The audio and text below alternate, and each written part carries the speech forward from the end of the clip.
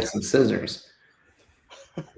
Hey, what's good, everyone? Welcome back to our sneaker convos, as we're calling it, after a little hiccup yesterday with some other events that might be taking place at this time. But north by northeast. Yeah, we're going to go by north by sneakers next year. But honestly, like, I'm stoked to have these guys with me. If you follow me on social media in any aspect, you know how grateful I am to just get to do the few things that I get to do in regards to sneakers at this point. And this whole conversation series and this event is really about, kind of giving people some shine that I think don't necessarily get enough attention in this whole world of sneakers, because we just live in this weird place where we swipe past almost everything that happens, and it's hard to actually get people to sit down and have good conversations about this. And it was really something that I was craving. And I thought that if I could reach out to as many people as I could, we'd get enough conversations going. The guys that are on tonight with me, honestly, are people that I wish I could go have a dinner with and chop it up about sneakers in person, maybe someday again. But I'll kind of rotate around. So Russ Bengtson, you probably know him from Complex, Slam, everywhere on the internet in terms of sneakers. Alex, Retrokid from Soul Collector, obviously kind of set the tone for a lot of this next generation with the forums and what has become. Gotty is still cranking out fire content on his social. I think he's probably the only one of us that has I don't want to say dedicated photographer, but definitely a great friend and a great photographer with him at all times. Brett Golliff, who is, has been a huge, I think, contributor to a lot of the things that I've done over the years in the sneaker space. But, I think even beyond that, we've had a lot of great conversations between the world of footwear design and the world of car design, considering his background and passions. And then obviously Ian Stonebrook. Yeah. Ian Stonebrook has done a ton of stuff that you've already read, probably written for a place you've already read today if you've read anything about sneakers. So guys, welcome to the show. I'm super stoked to talk to all of you, man. I can't stress enough how much respect I have and love I have for each and every one of you. And I think that if there is a possible I don't want to steal my buddy Mike's saying, but if there was a Voltron of sorts that we could put together good people from the sneaker world to start having some more important conversations, I think this would be my starting five. So wow. No pressure. Retrokid's the head. Yeah, problem. No pressure at all there, Nick. We appreciate that intro. Yeah, and I can only speak for myself, but I'm sure we all feel the same way. I mean, we're here because we feel the same way about you. So yeah, thanks. Absolutely. Obviously we're not all jumping on camera for just anybody or just anything. I appreciate it, guys. So I guess, like, rather than using my intro, let's at least give the 2-sentence rundown of your sneaker story. I guess that might take a little longer for some of us, but let's start with Russ. Why don't you start us off? I mean, I'll try and keep it to a couple sentences. I mean, I started at Slam in '95, was editor-in-chief starting in like '99.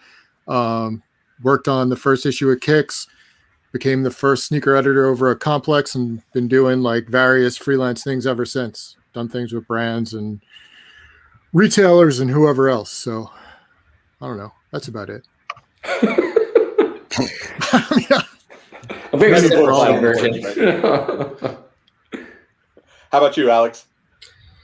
Yeah, I've been in the sneaker space for a long time. I've been a sneakerhead for as long as I remember, and I'm fortunate enough to have turned that into a career. So again, early Nike Talk, day one Nike Talker, admin, co-founded Soul Collector, the magazine and the digital website back in the day. And then I worked at Nike for about 10 years. I was on digital e-commerce, part of the sneakers team as well. And I'm currently at Goat Group on the marketing team with Goat and Flight Club. And again, it's been fantastic. The sneaker journey, very fortunate, and just I'll keep going as long as I can go. How about you, Gotty? I was about to say, I think I've been into shoes since roughly 3rd or 4th grade, maybe. So long time shoe guy.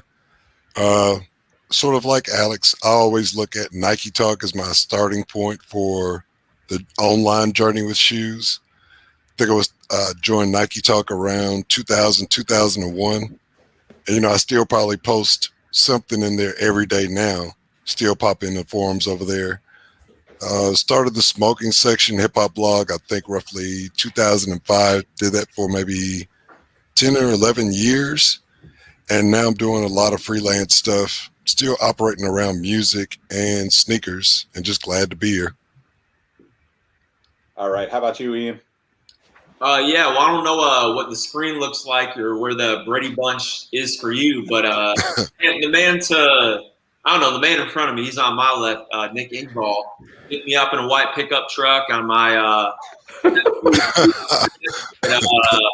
Hotel 8 in Austin, and him and George and Peter and Greg. I'm trying to think who else was out there. Took me out to 6th Street, and I said, all right, I guess I could, intern for Nice Kicks for the summer. And taught me how to ride in a coffee shop, usually about 11 p.m. And it's been fun ever since. Oh, that's crazy. I totally forgot about the truck. That's a story for another conversation. Brett, what's good, man? What's your background in sneakers?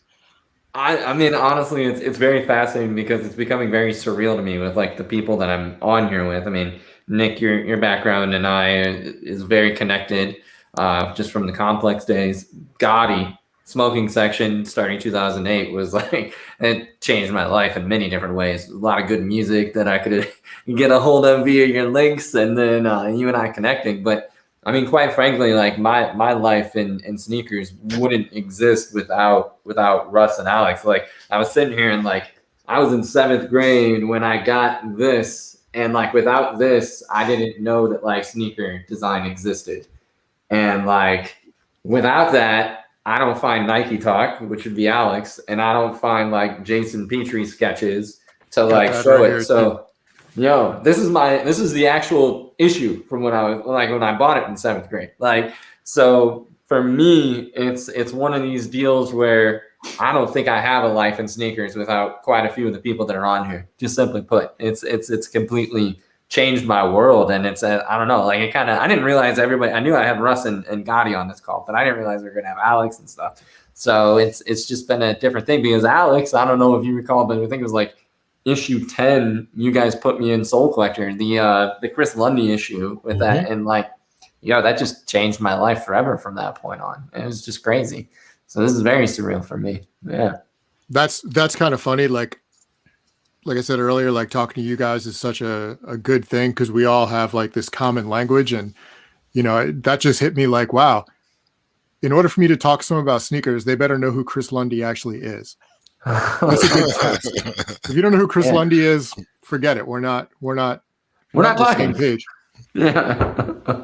That's an interesting point. And I think so one of the things I want to ask you guys kind of collectively about, I don't want to pick on any of the content that goes out because we all know how much work goes into even a 5-10 second clip for some of these people, right? But one of the things that I just like severely miss is print content, right? Or at least the commitment to that level of content. And it's great to have you, Alex, because one of the things that I think, GOAT has done is actually brought that back in a way with your guys' magazine. And it's just fascinating how so, I think like print for a lot of guys, our age, older, close to us, right? We all have this kind of collective, we always aspired to create that, right? The physical, tangible magazine. And we got to the point where everything turned to digital, but now we're almost like in this weird space of like, I almost feel like everyone is kind of like looking back at, or looking at like, okay, it's cool that like people can take incredible photography, photographs. It's cool that people can use technology to like spin products and all the bells and whistles are here, right? Like, it's amazing to me. But at the same time, we're seeing a lot of, I would say, looking at GOAT specifically, one of the companies that actually I think is at least trying to embrace sneaker culture throughout this like 30 to 40 year run that we've all kind of collectively been a part of. And it's interesting that like going back to print is a part of that. And I wonder if that translates, do you guys think that translates to a younger audience? Because sometimes I feel like I'm just the old man that just still wants, I just still want to see my name printed in a book, in a magazine, just because that was something I wanted as a teenager. Do you guys think that there's interest from a younger generation in regards to that? Like, what does it work? How does it work for you, Alex? I think absolutely. I think for me, and again, at Nike, at Soul Collector, at GOAT, one of the greatest things is storytelling and community. And I think, that's when I joined. The Greatest magazine was already, a little plug for there. The Greatest magazine was already going, and I like the way that it's eclectic. It just shows different sides of sneaker culture and community. Because here's one of my props. This is my earliest remembrance of media in sneakers. Oh, boom. Yes. So, these were my Bibles back in the day. And I still reference these. It's nice to have something tangible and physical and something you can look back on and just flip through and hold and reference again and again. So to me, I think print will always have a place, especially now with books. Like Virgil did his book with Nike, the Nike book that just came out. A lot of the, very tangible things will always be remembered. I got to agree. And I think that, I think if it's well done, and I believe her name is Diane. Alex, correct me if I'm wrong. That's the editor over there with Greatest. Yeah. Mm-hmm. Like, they were hitting me with those first few issues, and I was like, yo, I appreciate you guys actually doing thoughtful editorial, like doing high quality writing, not just skimming over information, but really doing deep dives on stuff. Like, as somebody who grew up with the Sports Illustrated subscription as a kid, like, that meant a lot to me that they were writing these really thoughtful articles. And I know even right now, and I talk to Brett about this all the time, I've been going back grabbing all of the old Kicks issues. Everybody's throwing up their Jordan issue. Russ, I think before I bought these two, let me get this in the screen, the covers issue and then the 96 issue. Yeah. I asked you, like, if you're a contributor or what you knew about those. Like, I'm going back and grabbing those tangible items because, again, there's so much online that it can get overwhelming. Sometimes I just want to sit down, read it, take it all in. Alex, I think you mentioned the word referencing. A lot of times I like to go back and reference, especially and I've got a stack of Soul Collectors, like y'all wouldn't believe. But I like to go back and grab old magazines just to see where we were at the time. You know what I mean? To kind of like put me like, okay, this is what we were doing in 2002, and this is why we were so excited about that. I mean, my kid came in today and he was talking about he was going to they get to do some report. He's in 9th grade, and he was asking me if he should do it on Air Force Ones or Air Max Ones. And I was like, well, whatever you decide, son, I've got an encyclopedia's worth of information for you. And I pointed to a stack of magazines. Yeah, I was like, we're not going to use internet. We're going to use magazines and books. I got you covered. So we're going to cite every one of these. Yes, sir. We're going to name the authors. And I don't want to date and sound old, but it's like we have a stack of books and a stack of magazines, and I think it can coincide with the digital world of today. I think it can enhance it, and it can live alongside digital for sure. I think, Nick, you started the intro out as like scrolling, right? And how you get kind of people to connect. You said stories, you said community, Alex. Like, to me, it's that emotional connection of like pulling people in and making sure you grab a hold of them. And what I feel we're talking about still exists, but it makes you realize I don't know what the percentage is, but how small us are in the sense of the entire sneaker world now. Because I would argue that like there's been a lot of people that come in or just coming in to have fun, take advantage, whatever verbiage you want to come up with of how you look at a newer generation. But there's still like those people. Nick, as a car driver, is like there's still those manual drivers. We're the manual drivers, right? Like we're the people that are like still very much in love with what inspired us and made us learn and want to grow and think differently. Like that's the way I look at it. It a lot of what we're talking about like solidified it as a real thing and not just an immature thing to me. It solidified it as like a process and a real piece to it that was tangible, and it was more than just an object. So I mean, go ahead, Russ. No, I was just gonna say, like, bouncing on that solidified thing, like it also makes it seem like it matters. You know, I feel like you deal with a lot of stuff on the internet now, and like the life cycle of a shoe is so fast. You know, like it gets revealed fast, it comes out fast, it sells out fast, and it's gone. Like the entire life cycle of a shoe is like a month instead of a year, which unfortunately isn't super conducive to print. You know, I mean, you don't have that kind of lead time. It's like, imagine trying to do something on those Supreme Dunks that just came out in print. By the time you get it and shoot it, by the time it publishes, they're already sold out and gone.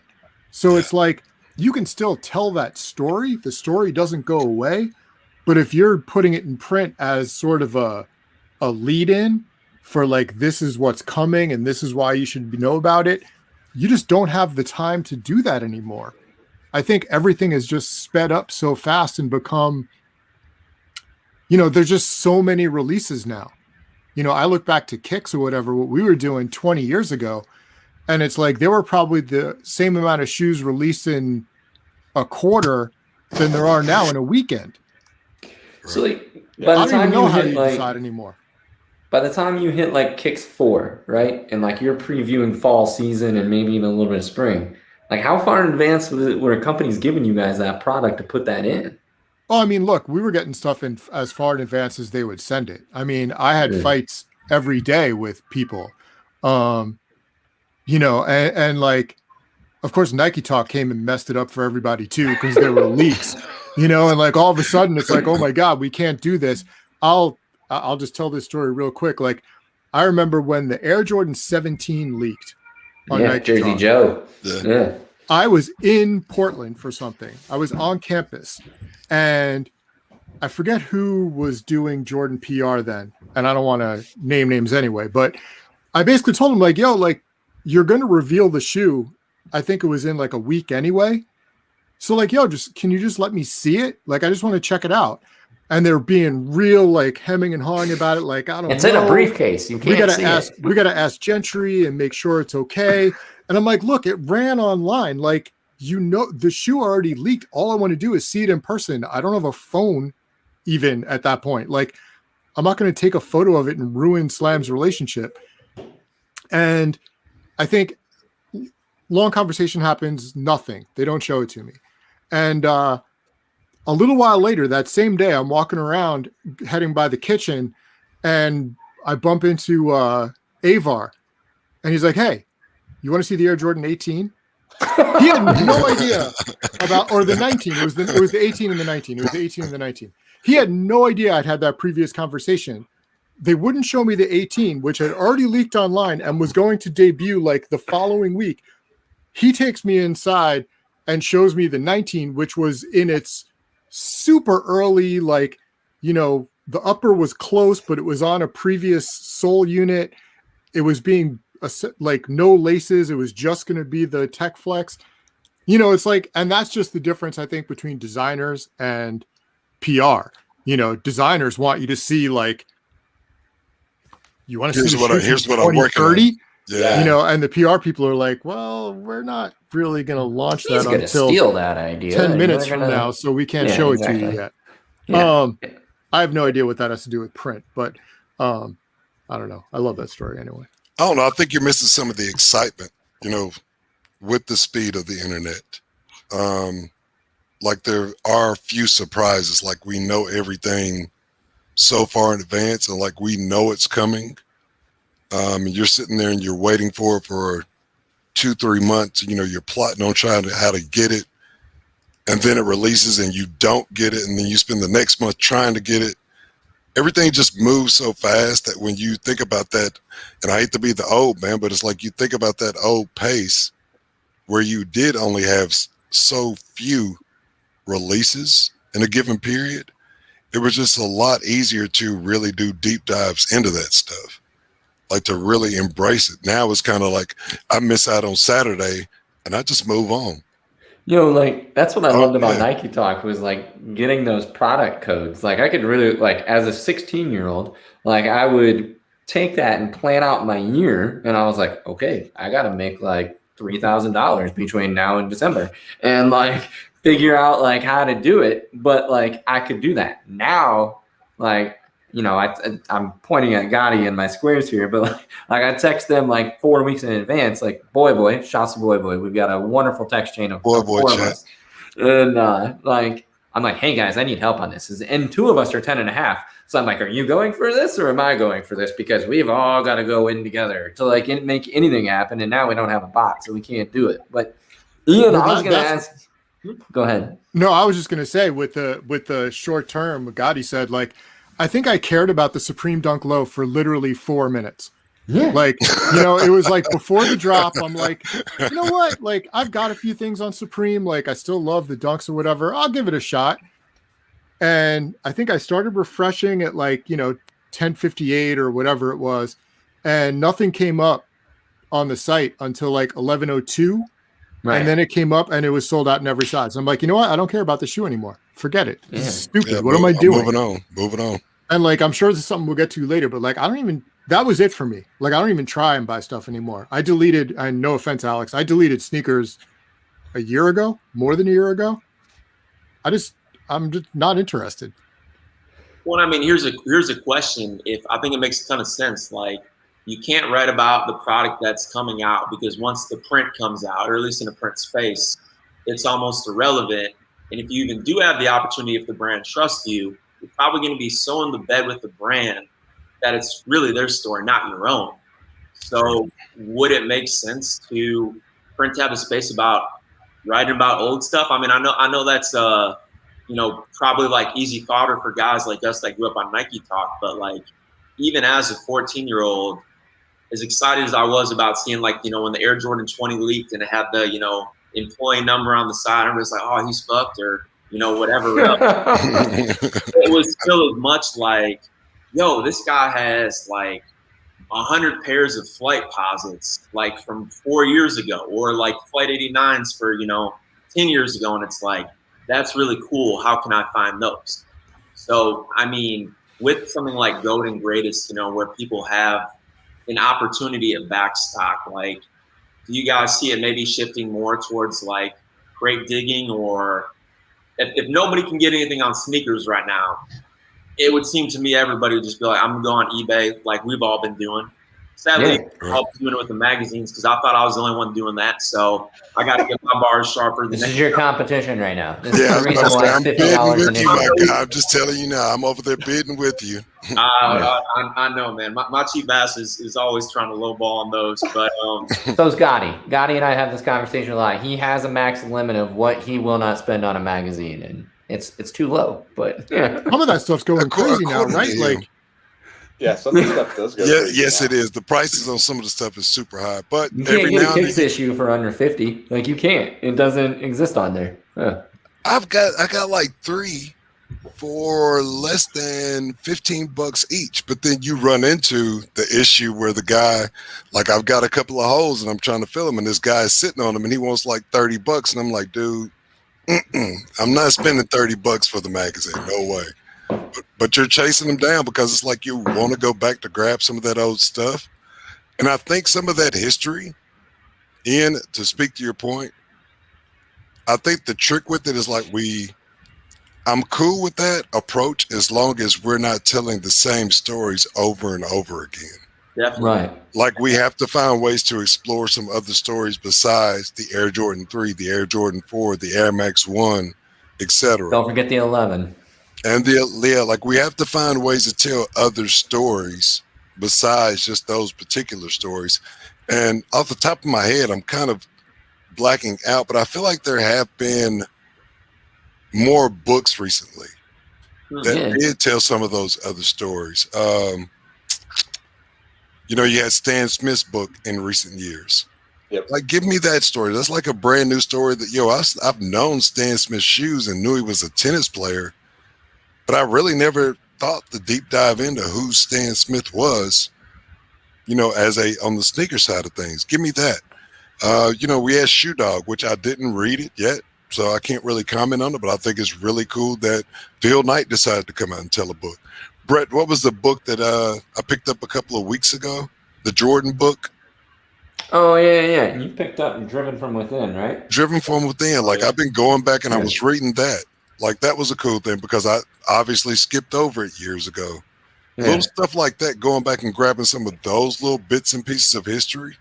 Like, give me those stories, and I think people will buy into it a little bit. But I think, like, you're hitting, like, what made me fall in love. Like, I didn't mean to fall into media space. Like, I saw growing up, like, as a kid, like, I had two loves. I had three. I had footwear, I had hip-hop, and I had cars. And, like, there was the car side that had phenomenal writing on it, and I never understood why shoes didn't have it. Because, like, the story that I was hearing of shoes, right, like the first one that I remember pulling me in was the back of the Sports Illustrated for Kids in 95 of the 11, right? And it's the cartoon and there's like little illustrations coming around it, but they're pointing out the features of the shoe. Gum rubber, it does this, and patent leather, it holds you for this, right? It made me realize, I was like, oh, this is more than just something that looks cool. And Gotty, what you're hitting to me, and Ian, you're hitting it as well, and what the other two have done forever is like tell that process. Like, you get to see inside why it existed. It doesn't have to be about design, right? But it has to be about the reason it exists and the reason why it was created and why it's more than just a commodity. Like, that's what always drove me. And honestly, that's also what drove me to kind of stop doing the media side, because like it was, I guess Russ and Nick, like our time of doing the complex stuff was, it was beautiful to me because it opened my eyes, like as a designer, to a whole new side of like how the consumer interprets something, like especially the times when I would do just like drawing posts. But then I also realized how many people did not care, like did not care why the product existed. And I had to like separate myself. Like, I know that I'm like a niche within a niche, but like it's one of those deals where it's like I saw that shifting to where it's like you don't grasp what it is and what so many other people are trying to do with it. And that always kind of it struggled for me. And then it got to a point where it's very much what Guy said, like I felt like I was writing the same thing over and over again. And I don't know, I just lost interest in it at some point. I shouldn't say I lost interest. I just wanted to become more curated with the ones that I did, not have to do something every week. I think it's tough now because retro has become so dominant. You know, it's like you look back to some of those Kicks issues and certainly like the Slam issues in the Kicks section, and we would do like, and whatever, we were a basketball magazine, so it made sense. You know, it's like you do like 3 pages of on-court stuff and then like a page of off-court. And now I think it would be reversed. Right. You know, like I can't imagine filling that much space with current shoes because it's like you have the signature stuff, but you know, there's only so many of those, and then there's so much off court that people are into at this point. Like retro is just eating everything. But what's weird to me about that, Russ, is that like Gotty, I hit this the other day when we were talking about it, where it's like what would bother me about the court stuff today is that like they all even look the same. Like they don't really have that significant of a difference between most of them. They're all kind of, you know what I mean? Whereas back then there was dramatic differences. Right, but I think it works the same way as cars to a degree, right? Because I think at some point you figure out, like, especially if you're building a hypercar, like there's a certain, what do you call it, wind tunnel rating. I don't even know what that's called, but you're right. You know, there's a certain aerodynamic shape that works best. So you're going to use that. And I think with sneakers, like you're right, especially with on-court stuff, the personality gets leached out in favor of like, well, this is how we make it lighter. This is how we make it better cushion. This is how we make it more, stiff through the midsole or whatever. Like, to me, like, things haven't changed very much at all since the Air Jordan 11, as far as like the most basic stuff, you know. It already had like a tensile air, it had the carbon shank, it had the clear rubber outsole, it had the synthetic upper. Everything since then has almost been like a version of that. It's just gotten closer to the foot. I feel like that's an interesting point where it's I joke with a friend that's like starting a shoe company right now, where I'm like, hey man, greatest basketball players of all time basically won it in leather and suede and didn't always have herringbone. And like you don't have to rethink everything to just go and recreate. You just got to make it fit better. Like it's fascinating. It's a good point though, Russ. I don't know. I always remember back when Adidas did the Crazy Light, and I'm like, you guys are screwed because okay, so the next shoe has to be even lighter, and then where do you go from there? Like, once you determine that this ultra lightweight thing is the only way to go, like, you've painted yourself into a corner. Like, you can't. I didn't even think about that. At some point, you can't go lighter without hurting people. I'm pretty sure we talked about that. Like, that was probably while we were both at Complex or very close to it, because I'm pretty sure we had that exact conversation, you know, when it came out. Like, it was almost the first thought, right? It was like, whoa, this is crazy light. How are you ever going to beat this, right? Because one of the things that I think is really fascinating and about like sneakers and how the stories are told is that we don't ever go back. So we're all sitting here, you know, arguably because we had a passion for shoes that came out when we were kids and eventually chased that into adulthood in some sort, right? Most of us have collected various things beyond sneakers to kind of capture those moments again. But what's fascinating about the way that it has become, aside from, you know, maybe like the stuff that, you know, Alex and the team are doing with Greatest, is like the stories being told by the brand don't ever have to be accountable to the last generation of that story, right? It's a new story every time. There's no progressive story because yes, there could be the Crazy Light 2 and a Crazy Light 3 and a, you know, Jordan 35 and all of these things. But like every time I look at like a new Jordan, I'm still excited to see it. I want it. I want to be a part of it. And I want to share my thoughts with you guys and everybody else. It's like, I get excited about it. But at the same time, I'm almost like, didn't we just do this? Like, did we not address this or talk about this a year or 2 years ago?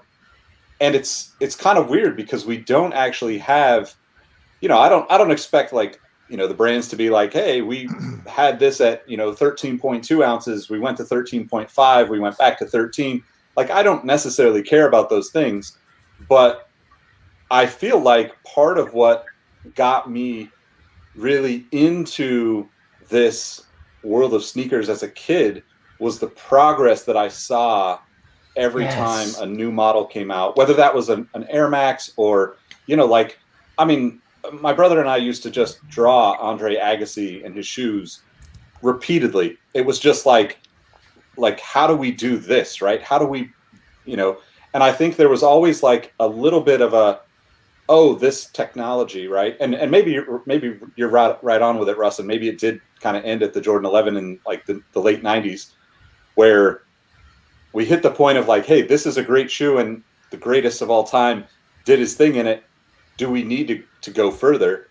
But also like thinking about the way stories are presented now, it's almost like the longevity of the stories has also been cut off because of the cycle and the rinse and repeat aspect of, oh, new stuff coming. Don't worry about what we just said.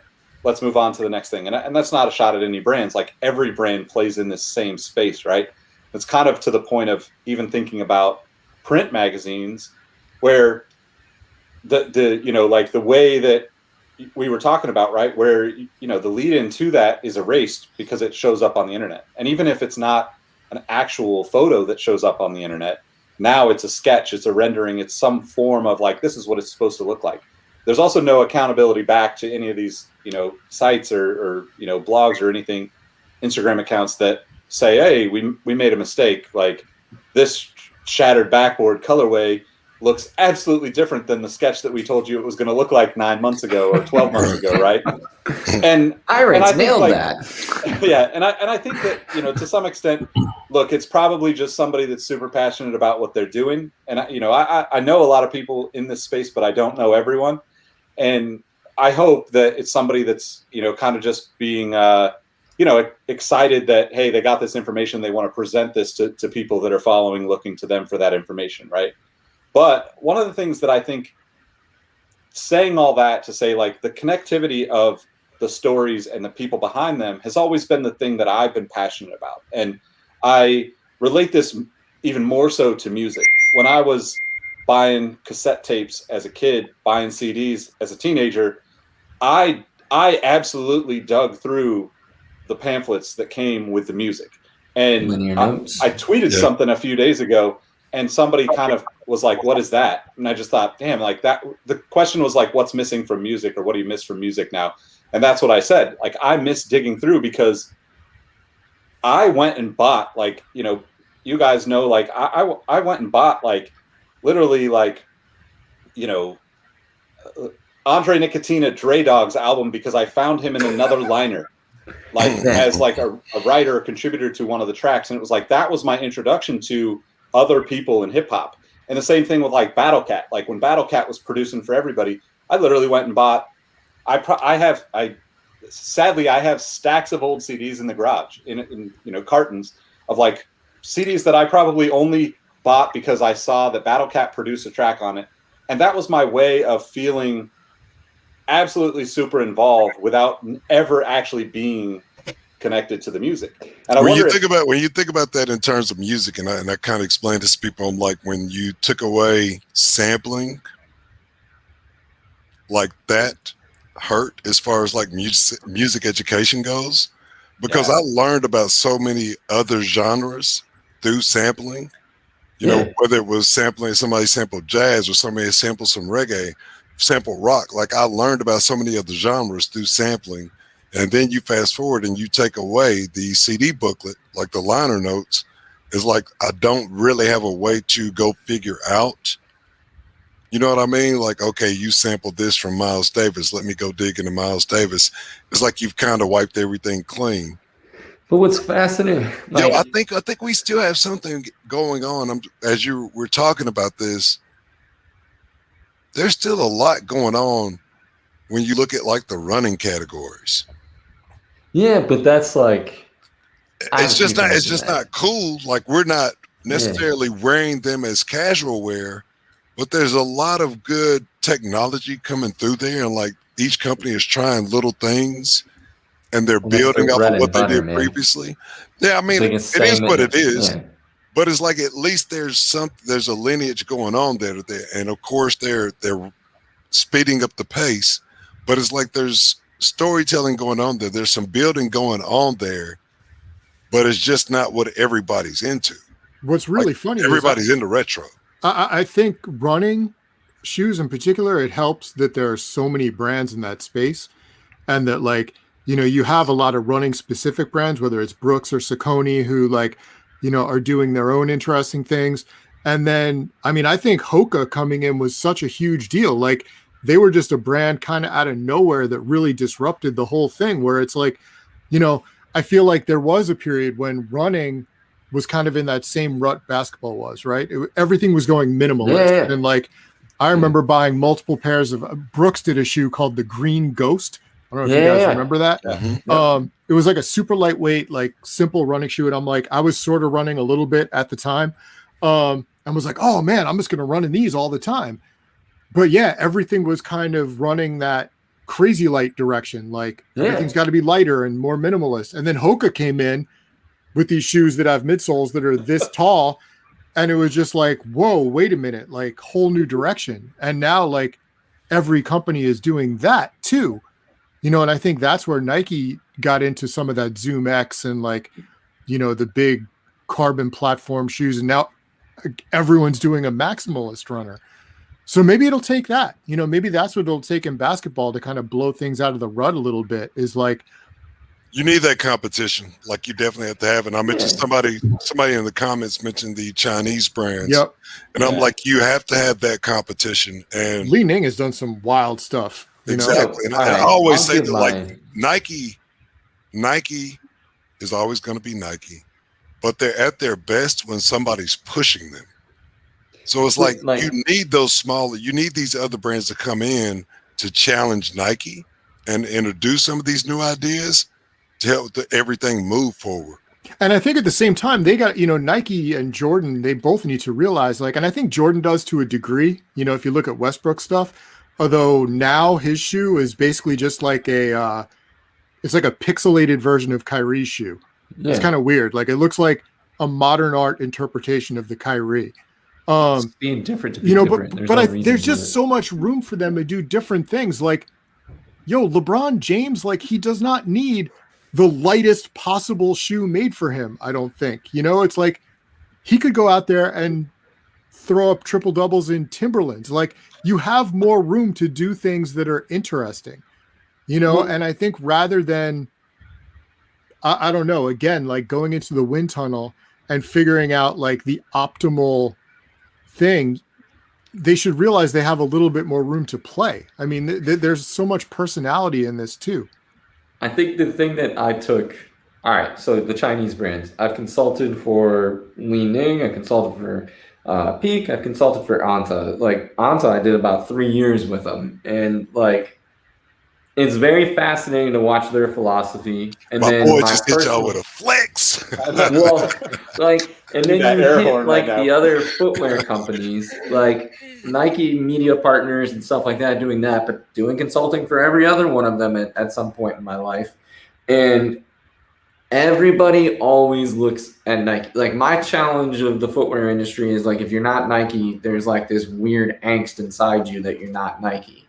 And you sat there and it was like, oh, wouldn't this look great with a swoosh on it? And like, yeah, it might, but stop like keeping yourself from doing it. The Chinese brands are interesting because they're playing in a market over in Asia where they can probably argue and say, I don't need America. Like I'm making my money over there.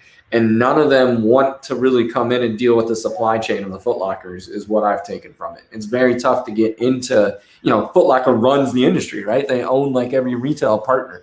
So that stuff gets tough for them. But as I look at like Nike and Jordan, look, all of us are veterans in this stuff, right? Come on, back in like 2002, 2003 on Nike Talk threads and other various things, we're all saying, man, how long are they going to keep doing this retro thing? And they're going to live off of it. Eventually it's going to die. I can remember talking with Nick DePaula like during when I was in college, and him and I having an hour and a half long conversation of how many times are we going to do another 11 colorway. It's 2021 now, and I can guarantee you in November there's going to be another 11 colorway that's going to get Nike 1 million units. Like it's become it's an easy cash in check. I think the stuff that I worry about as I look at what Nike once was and where it's at now, or just where it's changing, is that like the original people are retiring. Like the original people are going away. Like talking with Tinker and stuff like that and hearing him say it, like those stories, it's shifting. You're watching that generation kind of move out. So priorities change with that. And that, I guess that's a part of life. But what I worry is like, I feel like an algorithm is running this stuff anymore. And it's like, you talked about deleting the sneakers app, Russ. It's like, in some way, I can't blame them as a business where you take all that data, and it's hard to argue with you that right now, why would I not just pump out dunks left and right, right? It's like, it's going to make my bottom line, it's going to be easy money.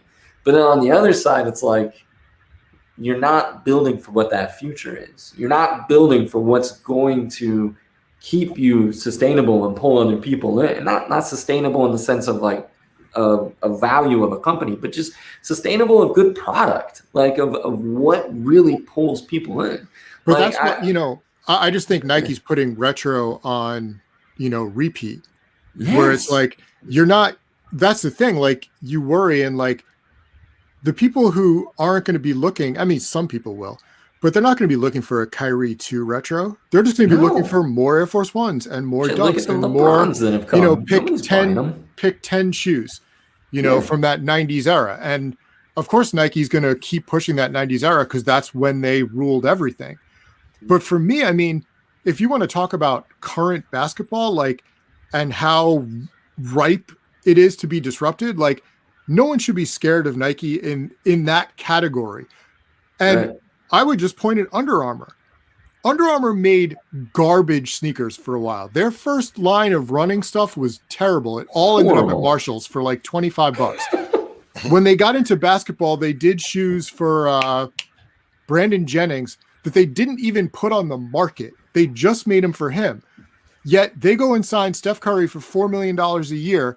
They put out a shoe for him, and within a year, he's like the dominant guy in the basketball space. You sign the right guy, and you literally put virtually any shoe on him with his name on it, you can capitalize and dominate, like, in the basketball arena. Like, there's 100% space. And I don't even know, a year from now, who's going to be that guy in basketball? But do you feel the problem is that the basketball market doesn't matter anymore. Not right. like so you feel that they're trying to recreate, like, everybody wants to recreate Jordan, right? In some way, shape, or form. You're trying to redo that past history. You try to do it with LeBron, and you see where that's shifted. Kobe was interesting to me because, like, his dedication to, like, product and what performed for him was original. It doesn't really exist anymore. It was like Alpha Project, right? It was like continuing that. Kobe's the hypercar shoe to me. Kobe is like the ultimate refinement in performance. But the problem is that those shoes don't carry the same weight off the court that they used to. No, Jordan and Tinker's heyday, particularly, like, you knew that shoe was going to be the best shoe on the basketball court, at least perception-wise. And the most popular kid was going to wear it. Exactly. And it was going to be the dominant shoe of every high school in probably every city except Detroit, where they would probably rather kill themselves than wear Jordans. But, you could dominate all those spaces with one shoe. And now the actual Air Jordan doesn't even do that anymore. The Air Jordan 1 does. That's selling to kids who weren't even born when that shoe came out. Chuck Taylor. Right, and even more so. I said that for years, like the Jordan 1 is becoming our modern Chuck Taylor. I mean, the Chuck somehow Taylor Jordan mids are on the resale market now. Yeah. Well, so you guys talked about Under Armour, and I'm going to bring this up because Brett mentioned, like, the approach. I talked to a couple of guys that spent time at Under Armour earlier today, doing some, like, really interesting just speed hack guys, right? I don't know if you guys know Kevin and Dave. And Dave, right? Obviously, they've gone through the corporate world I think they both have been in the business for 20 plus years. And now they're kind of in this interesting space where they can just, like, mess around and really get creative with things. And one of the things that I always just naturally disliked about Under Armour is their logo. It just never felt their logo was terrible. Right. And I think that's also, like, not specifically those guys, but I think every brand always turns to Nike to look because they are the leader in all of these various ways, right? Whether that's, something that's been sold to us on the marketing side, or just, like, incredible, work from Wieden and Kennedy, or whatever that is. The aspirational brand probably since '96 has been Nike and Jordan, right? And I think that I would say 88, but yeah.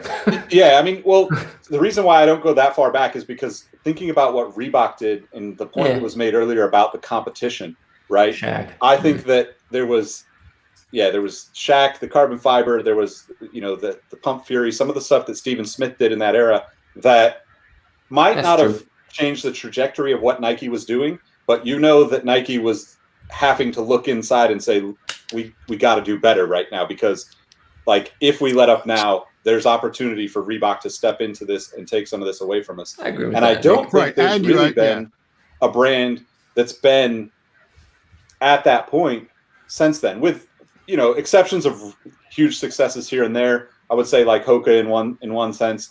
There's been a lot of smaller brands that have jumped into the lifestyle side and taken a piece of that market share from them, I think.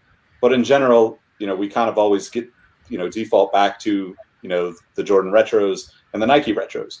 But, like, kind of to circle back to what Alex mentioned about like the community aspect, and just to play devil's advocate, one of the things that I actually really appreciate about the sneakers app is the way that Nike is actually kind of embracing the community in a way that they never did before, right? Like if any of us were told that Nike was going to feature us in their premier online, whatever they're doing 20 years ago, we would have been like, what? No, that's not going to happen, right?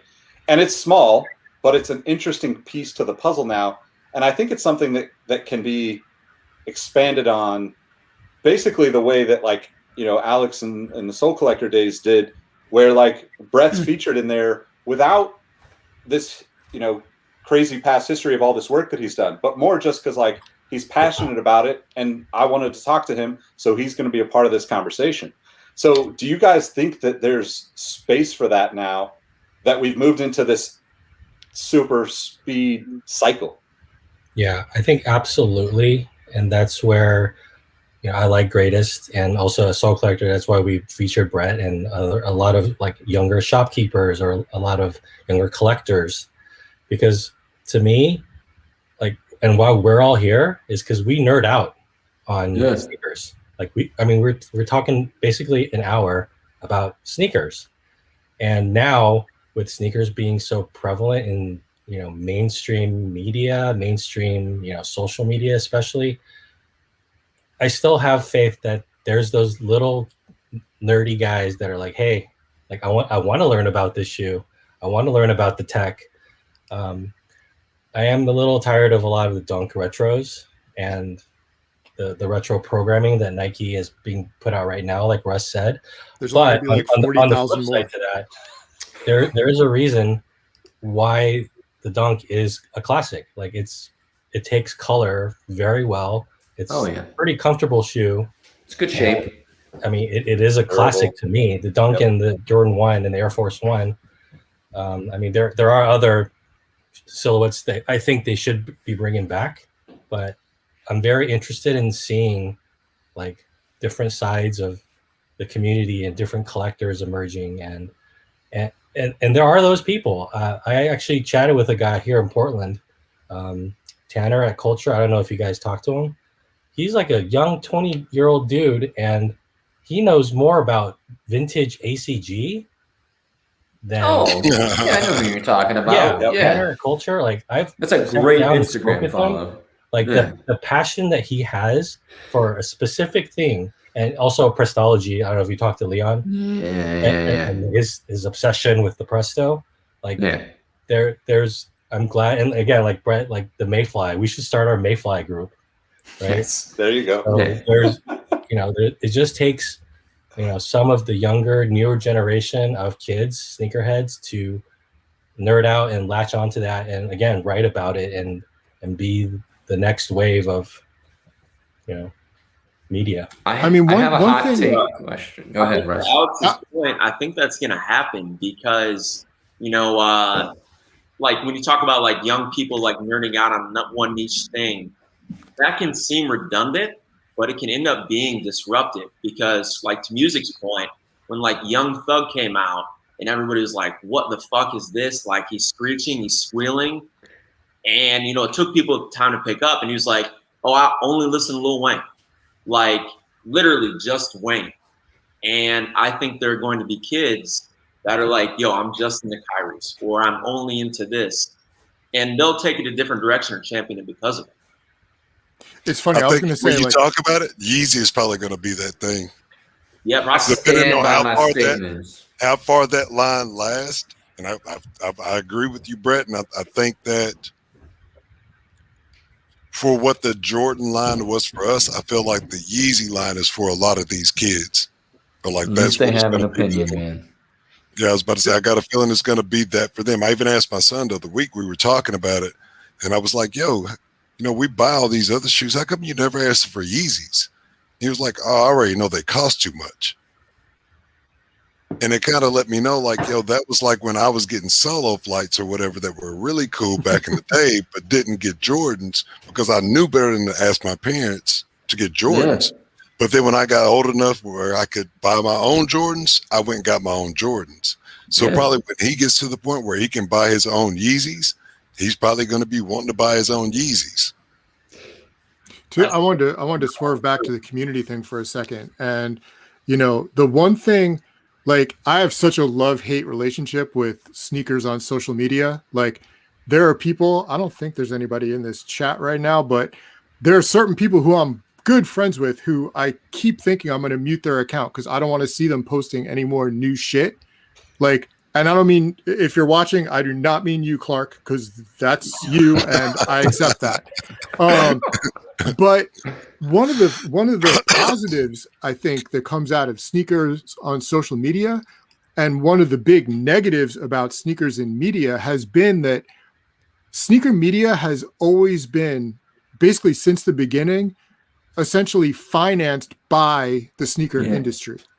And Absolutely. the room to be actually critical about it is like, it's so narrow. Like, there's no chance, like, if you're writing for a publication that's primarily funded by advertising from Nike or Adidas or whoever, like, you're not going to pan the new Air Jordan in there, even though maybe that's how you feel about it. So I feel like a lot of sneaker media has always been like a little, including stuff, publications I wrote for, I mean, and edited, like, you always had to be kind of careful about that. Like, I definitely remember writing something for Complex that got taken down, you know, and it was just like, all right, fine. Like, I think, like, when I was there, I think I had been in the business long enough that I knew enough people at companies that they would understand where I was coming from. But as long as that financial connection is there, you're not going to have the freedom you need. So social media has been good in that sense. Like,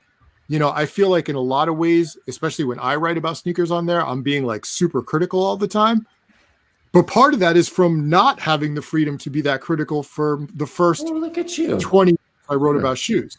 You're free now. Yeah, exactly. I mean, that's Free as a actually a little really bird. great point, because I actually talked with Reham Habib, who you guys probably all know or know of, right? Has a pretty tremendous career in the footwear business and recently moved into other things. But one of the things that we actually talked about was exactly that, right? I personally wish that there was more, I don't know that accountability is the right word from, you know, what I would consider media or social media, whatever, but at least honest conversations, the conversations that are difficult to have, because a lot of what I think could actually shape the direction of what footwear is as a whole only happens when you have, look, I don't want to like brag about like the group of us and what we've done, but there are dozens of other people that have been doing these similar things as us that are equally knowledgeable and have a valid opinion about the state of things and about the way that those things could go, right? But yet, to the point about like media and being funded by the brands, it's interesting because I think and this is just my assumption, and Alex, you can jump in, but like in the early days of Soul Collector, I think we all kind of, as consumers, looked at it as like, this is cool because they're talking about the things that we would talk about if we hung out in person, right? And you got to see people from, like, I would have never known Brett from Detroit otherwise, right? Like, that was my way of thinking, like, dude, if I ever go across the country, I'm going to know somebody that's actually into the same shit that I'm into. But I think, too, Soul Collector evolved from, you know, very, very community-driven into a product of what sneakers was becoming, kind of like the way you talked about with the relationships with Slam, and having to not tiptoe, but just be knowledgeable about your relationships. And I think that like at some point we had like PR become a part of this equation, that it became kind of the gatekeeper for the youngest, most inexperienced in the space of like, know when to hold your tongue and know when to speak your mind, and know when to be brutally honest and know when to be politely honest. And how do we get back to that? Or how do we have that now in the current state of what things are? Well, and also that even goes back to talking to designers and talking to PR people. You know, I would be more brutally honest to a designer than I would be to a PR person. I just want to chime because like the chat is going off over here. Sneakers Toronto is checking out. Good night, Sneakers Toronto. I appreciate you moderating over there. A lot of good stuff. Appreciate you, Sneakers But Toronto. well, seeded influence is ruining it. Well, I got a few things to touch on all of that I feel like connects it. I'll save the biggest one for the last. But like Nick, I think you and I talked about this a long time ago, like maybe 13 or 14, where it was like, I feel like you had a lot of people that had a passion project that somehow overnight became a business and they didn't have a business plan. So it went from like this scenario of, yeah, I'm talking about sneakers and I'm getting this audience, and then Soul Collector sells to Complex and everything changes, right?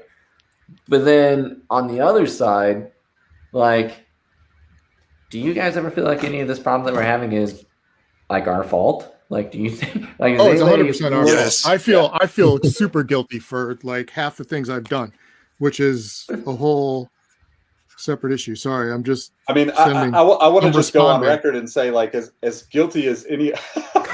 on the Supreme Post-it. Yeah, no, it just happens to be on the desk. As guilty as you or any No, I of you love guys Pete. feel, I love I'm also Pete. thankful that you went down this path because it created opportunities for me to be a part of it. You know, and I think we all collectively recognize that when we're not in the frustrated state of the way things are and can be, right? I mean, look, sometimes I feel like Mickey Mouse in the Sorcerer's Apprentice, right? Like we helped create this and we brought it to life, and like the sorcerer never came home. Like the shit's still going, the buckets are still getting emptied. Like for me, like these are my 94 ones that I bought Yes. when they first came out. I paid retail, haha, instead of $20. It's Wore them almost like until $3,000 now. the soles are starting to fall apart, and like I re-knotted the one lace because I couldn't find another pair of like 72-inch red laces. And, that sort of kicked off the, oh man, like that got me out of the 2 new pairs a year and into like what it turned into. And, sometimes I look back and I'm like, damn, like there's only been like 1 or 2 pairs since that made me feel the same way I did when I got those. It's like, it's not even about, sorry, Dex, I'm good. They're only original once. Well, I think like Russ, also like, I'm sorry. Go ahead, Alex. I'm saying like for what I tried to do early on is, I think for me, information and factual information was the most important thing to me. So again, look, going back to this, like if you have this book, it's mostly about like the SKU information, the color information, so that it can live on in longevity. So, you can look back and look at all these cool Triax colors. And that's kind of what I wanted to do with Soul Collector, is just to have an American version of this and talk about actual information and factual stuff and things around the community. There was Kixology, shout out to Ernest back in the day. Oh my gosh. The Wear Testers Bathroom crew. photos And forever. like they're doing a huge service to hoop fans everywhere, reviewing stuff. I mean, that's not my space. I can't even imagine reviewing shoes in that way. I'm more about like the storytelling and the community and actual like the nerding out on the product, basically. Well, I mean, I think like in terms of, at least for me, as somebody who grew up on, Nike Talk and Slam and Soul Collector, like, I mean, I definitely said, don't be hard on yourselves, because one, I'm glad I get to do it, and I'm sure as a lot of other people are. But as far as the needle in terms of like appeasing the brands, the Soul Collector with the Mellow 1.5 on the cover, it got a B+, like in the review. Like it wasn't like, yeah, this is the best shoe ever, And I was curious if Russ just referenced Fantasia when when talking about the sorcerer thing, and also Nick's Kenny Rogers flow on how to deal with it. Well, so one of the things I don't know if we talked about it recently, Alex, but I know at some point we talked about like almost like an archivist mindset towards this stuff, right? To me, that's also one of the things that I think, like, at some point or another, we've all collectively shared that, right? Whether that's the magazine talk at the beginning of this conversation, I mean, just chasing down all of these elusive, random things that were like, hey, I want to be sure that this gets put into the archive, into the memory banks, so that it doesn't get forgotten, right? To Russ's point before we started recording, Russ casually hopped on with a original Air Jordan 14 sample sitting behind him, which he claims was there from a previous thing, but I want to, deep down, I want to think he pulled it out just for us. But I think that's stuff I could pull out just for you. I just think that's an interesting piece to this, right? That almost to the point of Tanner, with the ACG stuff, it's really fascinating the way certain people approach, whether that's Instagram or whatever, in the way that they actually dive into it and get nerdy about it, right? Because that's it for me, right? Like, I want to go so far beyond that. I want to know, like, at what point did Russ's lace break, and why then, and what there, like, was it because you were late for work? Was it because somebody stepped on your shoe in the train? Like, there's all these interesting things that I think we don't go to for the record. I don't remember a lot of this stuff. But like, I think there's a few things that like makes me think of that. Like, Gary, like we're missing like that deeply. And he was on my mind when we were talking about the writing and going deep diving. Yeah, I read Gary's stuff. No lie, I read it every week. He dove deeper than anyone. And like, some of it was for like size. He was writing it for a UK retailer. Right. I go back and read that stuff, and some of the articles I've read them, upwards of 10 times. Yeah, like I'll just sit there and go back and read them, and it's like every time I come back to it, I come back to it with a new awareness. Yeah. So I'm like, damn, he referenced something that I didn't get or understand. Even somebody who grew up with it, I didn't get it or understand it the first time I read it. And I come back and I revisit it a year later or 6 months later. Sometimes it was like, oh shit, that's what he was talking about. But he used to do, and I used to always encourage him, because I was like, dude, nobody else is reading this, but please keep writing. Just please keep writing. So that's what I was going to say. Was he writing for him? I didn't know, Gary. I only knew from reading. Was he just writing for himself? Like, do you? No. It was a mix of things. I mean, he had his blog. We've all collectively read his stuff. A lot of places we've been. He was writing for retailers. He was writing for brands. Yeah. He was writing for us when we could convince him to. No. That's not what I was just telling him to do the blog, like his blog. Yes. Yeah, specifically that blog. I was like, dude, just know that somebody is reading. Yep. Like, I need you. But I think he would have written it if no one was reading it. Yeah, he would have written it. He was chasing it because internally he needed to find that answer. And also, I think like it's funny, like what Gotty said, like, you found yourself like living something, and he would bring up something you didn't even know. And I think part of that was the fact that he's looking at American culture from London. From the outside. So he had this, sort of overarching view of something that when you're in the middle of it, it's hard to see the whole picture. Like, he was so good at just seeing the whole picture. Well, I mean, I got it. Yeah, you're 100% right on his aerial view of like, this is what it actually was like then. This is the pulse. This is how people really thought about it. These are the different cultural intersects. But I got to think, like, the 20-year-old ACG iCarvist on IG has to have read something Gary wrote about the Baltoro to like even, you know what I mean? Like, it's still there. It's still trickling down.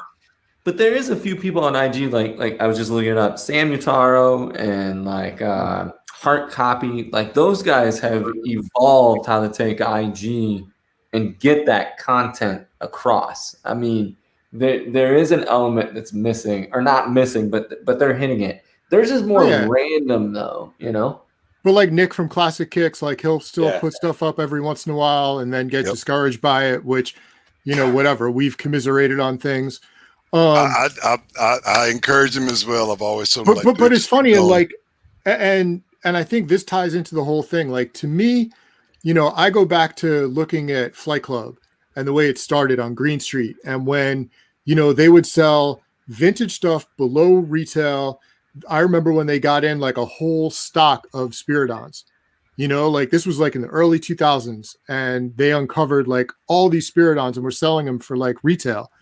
And for a while, that's what Flight Club was. Like, Flight Club was sort of a place where people like us, who maybe had too many pairs of older stuff, could bring it and, sell it to other people like us. It was just whatever. It was a store for nerds. First round too. And now, like, you still have that, but the size of that part of the culture, I think, hasn't really grown that much.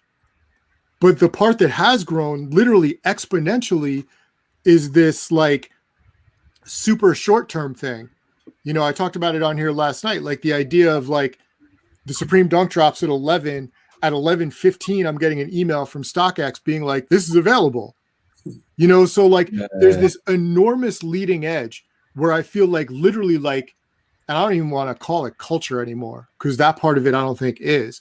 But that part of the sneaker industry is just living on that edge of like, this releases, this is being resold the same week for 1,000 times what people paid, you know? So it's like, I look at stuff I haven't, and Brett, you showed off something you bought on eBay with that tag on it. And I'm like, I don't even know what that is. Like I haven't bought sneakers on eBay in so long. To get off. You know what I used eBay for? Off.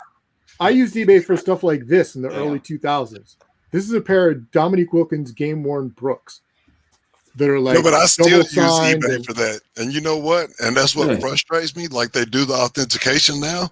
I'm like, dude, nobody is bootlegging these fucking trainers. No. But you get out of the way and just let me get my shoe quicker. But that's what I'm saying. Like, I'm not interested in anything recent at all. I don't even want. I wanted like, a new pair of retro flight much. posits that I could wear, so I had to seek these damn things out. And then they put this tab on it. I can't even get like a fresh sharp or a fresh X-Acto blade to cut through this thing. So I got to figure out how to get this off without hurting the tab. Bolt cutters. Like, yeah, well, and on top of that, Free like, bolt cutters, right?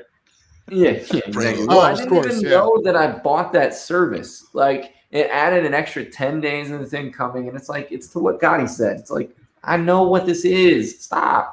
Like, It's funny, put that on someone- a pair of the new off-whites because you know there's knockoffs everywhere on that stuff. Someone hit me up about eBay because I think they were doing it. Like now I look on IG and there's a bunch of people posting stuff with eBay stuff, and like someone hit me up about it, and I was like, yo, like I didn't even listen to what they were gonna ask me. I'm like, look, I don't even use it anymore. Yeah. Like, I'm sorry, I'm not gonna endorse something that I don't even use anymore.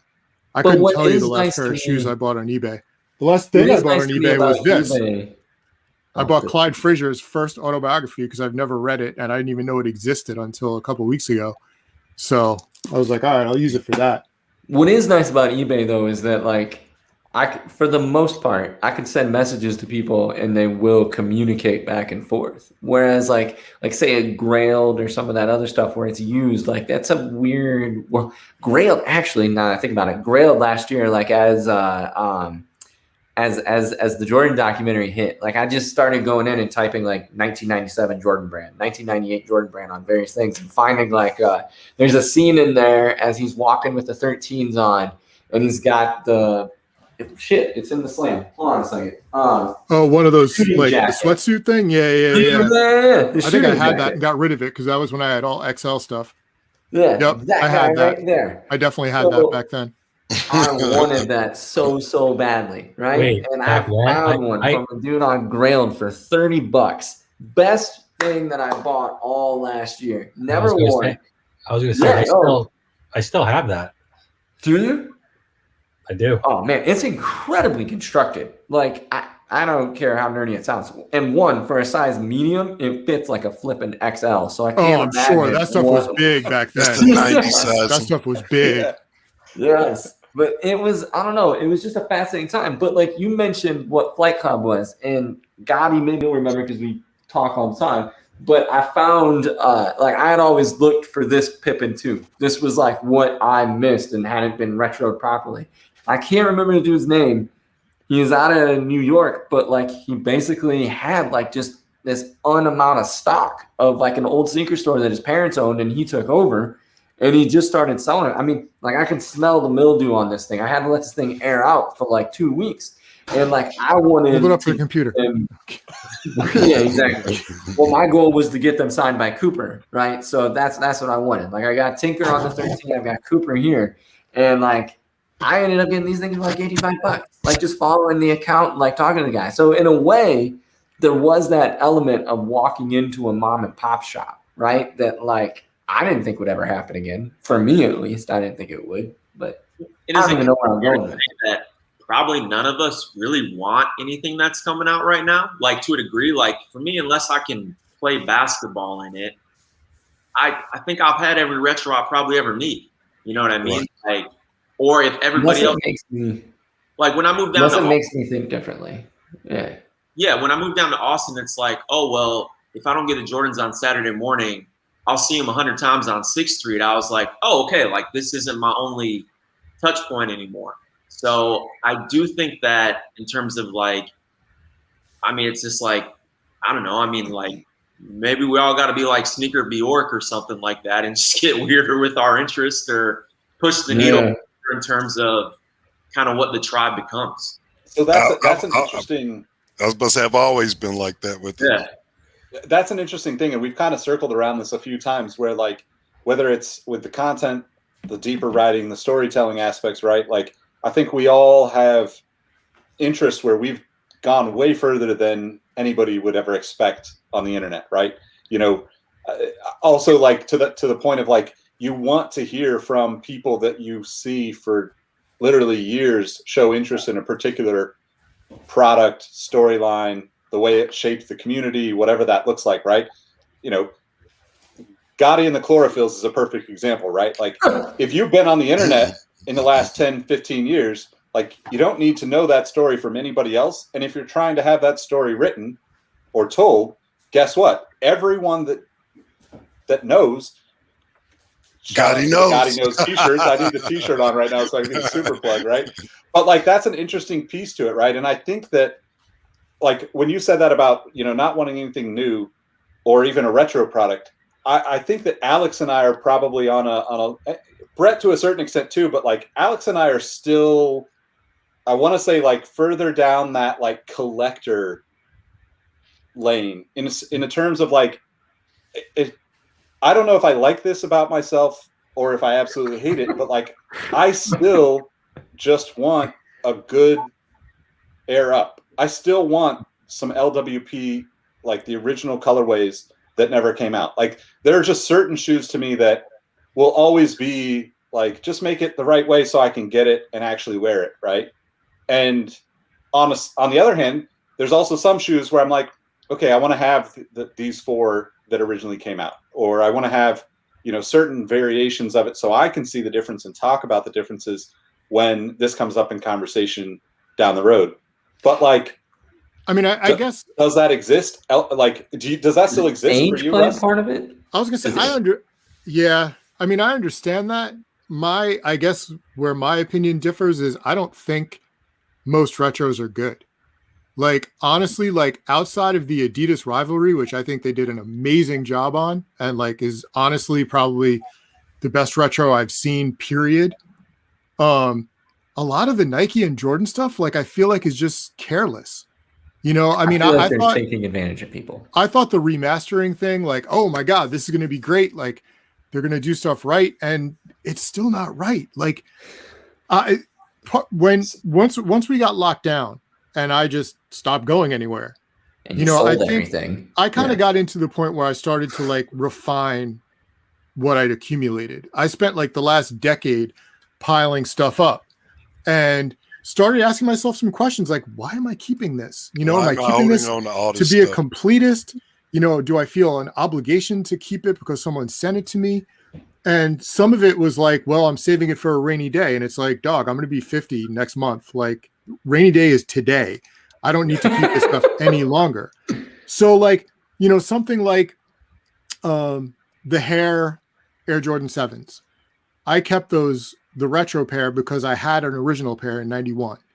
And, you know, I was like, oh, this means something, like this brings something back. I don't have the pair I had in 91, but I still have the empty box. I kept the box. So one day during the spring, I'm like, all right, I'll wear these. And I put them on and I had to drive around and do something.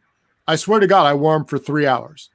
And I was just like, you know, they're just not it. Like, the 7 to me is the worst one anyway. Like, the shape is completely wrong and all the eyelets are in the wrong. Like, I don't know if there's anything right about that shoe. Even the shape is wrong. Like, it's too puffy now. The inner booty is right about that shoe. I'll take the inner booty.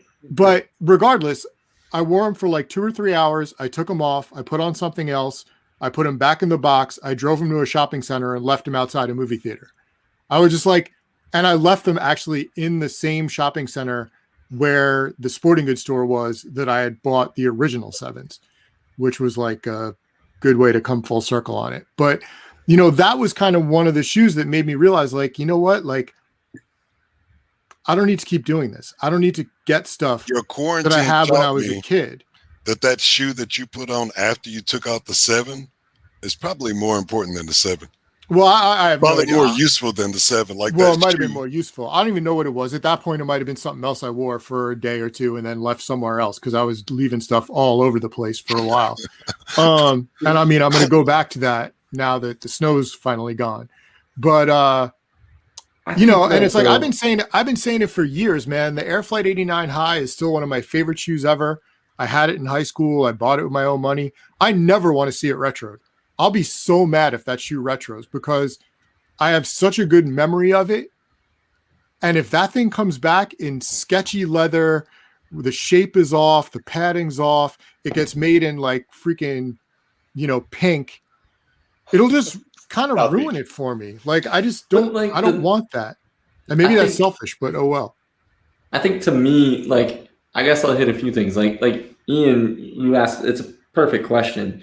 Like, from my side, I'm at a point that if it doesn't make me think different and like I don't want to, like, I bought this Yeezy 450 for too much fucking money, but like I bought it because I needed to see how it was made. Like I needed to understand what they were doing. And I'm not finding that in the same avenues that I once did. Like, it's challenging me to think differently. I don't have to agree with the human being. I don't have to agree with the brand or any of that stuff, but it's challenging me to think differently. And there's not enough of that going on. And like going backwards, it's finding like the shoes that challenged me to think differently back then. There is still one shoe that I don't know if I want to be retro, but I also don't know how else to get it. But if I can ever get my hands on the original 13 white, red, pearl gray sample, like with the toe up into the tongue, I'll fucking murder somebody for that shoe. Like, I need that thing. Like, this cannot be held against you in a court of law. I can write the daylight 2020. I'm not responsible for anything said on this show either. Like, it has to be some Dexter style stuff. The person has to have been a bad human being. Let me just put that towards it. But my statement is like that shoe to me, they did retro it, Russ, in like 2014, and one of our media friends that we all have sent it to me, and I was like, the fuck. They didn't put the faux suede like on it, and they like painted the midsole, and it was just like, I gave them away the day I got them because it upset me so much. And I didn't tell the person that, I didn't write about it or anything like that, but it was one of those deals where it's like, that's where things started shifting for me, where it's like, you're hearing our stories. So Nick, you pointed out the sneakers and us being featured on it. Like, yeah, that's cool. It's manipulative. And it's them catering to me of a market that they ignored for how many years? Remember when you put the Nike Talk link in like kicks 2 or 3 at the opening line? Like it's now shifted to like, oh, this is easy money for us. It's like, and I don't know. I can't let that feeling go in the way that I probably could have a few years ago, where now it's not the same.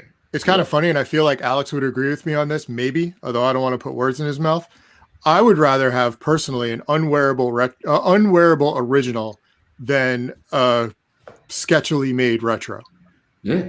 Like to me, a not very well made retro is no different than a fake. It's not made in the same factory as the original. It's not the same materials. You know, Nike doesn't even own the factories anyway. So it's an authorized fake at that point. I would much rather have the original that I can't wear anymore than like, you know, like, God, look at something like the Air Force 2. The Air Force 2 is one of my favorite shoes of all time. I probably have 6 or 7 different colorways of the original Air Force 2. Some are dead stock in the box. Some have been worn. One pair of lows that I bought from Shoeseum like a year or two ago, I actually wore to shoot hoops this spring Love it. and they cracked straight down the heel counter, which sucks, but whatever. They died on the basketball court. But the retros are essentially an entirely different shoe. Like everything about them is different, and everything about them, to me, as someone who loves the original, is wrong. Now, if you're a kid, you don't know. Maybe you don't care. And I was about, but it also comes from, and I think you have to differentiate. When I talk to Brett a lot of times, and of course we talk every day, I always have to remember that Brett is looking at things from a vastly different angle than I am. You know, he's looking at it from a design perspective. And when I'm talking to Alex and talking to you, like, and Nick as well, y'all are looking at it from an original and a collective perspective. Sometimes I just want the shoe just to wear. And like, personally, I've gotten to the point where, and it's not where I just accept anything, but sometimes just give me the shoe to wear and I'm happy, I'm fine. That's kind of how I felt about the remaster program. Where it's like it captures. I just needed something that I could beat the shit out of that made me feel like when I saw Jordan dunk from the free throw line. Right. And I'm still very selective on which pairs I'm willing to take that on with. I think the Trainer 1 is just obviously one of those models that I've fallen in love with, but I don't go out and buy every single color. If I find a color I like, when the SB version came out, I got like 5 or 6 pairs of those because I was satisfied with what they did there. Like, just give me a few that I can wear because I still need stuff I can wear. The biggest problem I have with retro in that regard is I feel like people want it both ways. And I just see it with like something like the Carmine 6s, right? With that dye issue or whatever it was. And like, you have people on the one hand saying like, oh, this isn't right. Why isn't this better? Why isn't whatever? But if you still go buy it, they're never going to make it better. Like they're never going to make things better. As long as they keep selling out, they're going to keep cutting corners. I only buy it on sale if I can help it, Russ. Like I try to buy it when I disagree with it like that. I wait for it to go on sale is how I approach it. I feel like that was a personal attack on my purchase of the VacTech Air Up in 2014 that I paid $40 for. Oh my God, the VacTech. I just was so excited that the Air Up was attainable and I could get it, and even worked at Finish Line at the time, so I got a little discount on top of that, and it still wasn't worth the $26 and change that it ended up costing me because it was just made of like chunks of plastic. I think that was one of those things I didn't even realize they did that to it until after it came out. Like I feel like I saw photos, and I was like, oh cool, the Air Up, and then you see it in stores and it's like, oh no. Yeah, me the air fuck what have you done? Yeah. Fuck up. I think it's very important, like you guys said, like if brands are putting out shit, lackluster product, whatever you want to call it, like don't buy it. Like that's your vote, and that's what's going to ultimately get them to change. But I do think there's a flip side of that where it's like remastered retros, for example. Like when that happened, and the first round was weird because like it was retro plus colors and not OGs, and there's some certain things. But I had to kind of take a step back and be like, man, like I'm the guy, like all of us on this hill where it's like, yo, we need better shape. We need better leather. Like, you know, I mean, I was born in '88. So it's kind of like, I haven't had like fresh mozzarella from Italy, but like I've had something better than cheese sticks. So like, you know, I got, but wow. At the same time too, it's like, I didn't buy a single pair of remastered retros. So it's like, if I'm the person asking for it and I don't, not that I'm telling anybody to spend more money on shoes or do anything like that, but like, if I'm not paying for it or I'm not watching, you know, if I don't buy, you know, if I don't go see the movie that is about the thing I wanted there to be a movie about, like, and that's kind of, you know, it's kind of on me. But what pisses me off about that is that, like, there is other industries that are doing classic stuff better. Herman Miller, for example, like, they've made the Eames chair the same way since 1942. So you're going to tell me that you can't figure out how to make a Jordan 1 the same way. As we're sitting here talking, I'm comparing a 2008 Flight Posit that I've held for the first time compared to 1999. And I'm like, why do you make the radiuses different on the rubber? Not from like a standpoint. I told you, Brett looks at it from a totally different view than the rest of us. It's wasted energy. Like you just went and redid a tooling and you had more money that you put into somebody. Like it's stupid. You're looking at other industries that can do it. They're choosing not to. That's like the scenario is like an Eames chair's $6,000. You're going to tell me right now, looking at the resale market, you're at GOAT. Like, all right, Jordan 1's exploded because of The Last Dance. You're going to tell me Nike can't make the bread one every day and put it at $800 and people wouldn't buy it? Like, if you do it properly, it's a scenario where they've refused to see their market mature in the way that they probably could. And they keep just doing the hot, easy things. That's where I get frustrated. I think there's some weird things with Jordan in general. I mean, I'm old enough to remember Gentry or someone telling me like, oh yeah, we're not putting Nike Air on the stuff because we want to keep the originals special for collectors or whoever. And it's like, dog, all that stuff is unwearable now. All of it. Yeah. And beyond that, even if you made no one's going to mistake a 2021 Air Jordan 3 for a 1988 Air Jordan 3. No, if you put Nike Air on the back, it's not going to devalue it because they're not making shape. Any more of the old ones. Yeah, the shape is complete, even the 94s. But you know, the Air Jordan 1 is a crazy case for me because I've made this point on Twitter a million times and it doesn't matter. But like, if they would just release the black, red, black royal, white, black, red, alternate, stagger it, so each one comes out once every 3 years, and just always have those available, you're going to sell out every time, no matter how many you make. And people are going to wear the damn things. I mean, that's the crazy thing now is like, I have a pair of 2015 or 16 or whatever year they are, Chicago's over here that I haven't worn yet. Because part of me is like, well, shit, I could sell these for like $2,000. And I feel weird wearing a shoe that I could do that with because it seems irresponsible. But if those came out and I knew I could get another pair the next week or the next year or even 3 years later, I'd wear those all the time. And I think more people would too. Like, they're actually like, I feel like the commodification of sneakers by speculators has caused brands to treat them like commodities too. And like, if you want to make all these Air Jordans and have them sit in the box and get sold and resold all the time, well, then I guess you succeeded. Like if all you care about is selling out at retail. But to me, like a bigger part of it, and the whole reason the Air Jordan 1 became such a huge shoe is because everyone wore them. Yeah. They were everywhere in the mid 80s and the late 80s when they got cheap. And just people wore them for everything. And now it's like turning it into a shoe that like you're only going to break out on special occasions to impress your sneakerhead friends. Like it kind of defeats the entire purpose. Hey, we were all impressed when you pulled out the 94 ones though. So, and those are, is there a difference? I mean, that's the thing. Like these are destroyed. Like, you know, like my regrets with the 94 ones was like my little mom and pop shop in Engle, Indiana, Bob's Sports Shop, had about 100 pairs for like $20 when I was in like 4th grade because they didn't sell then either.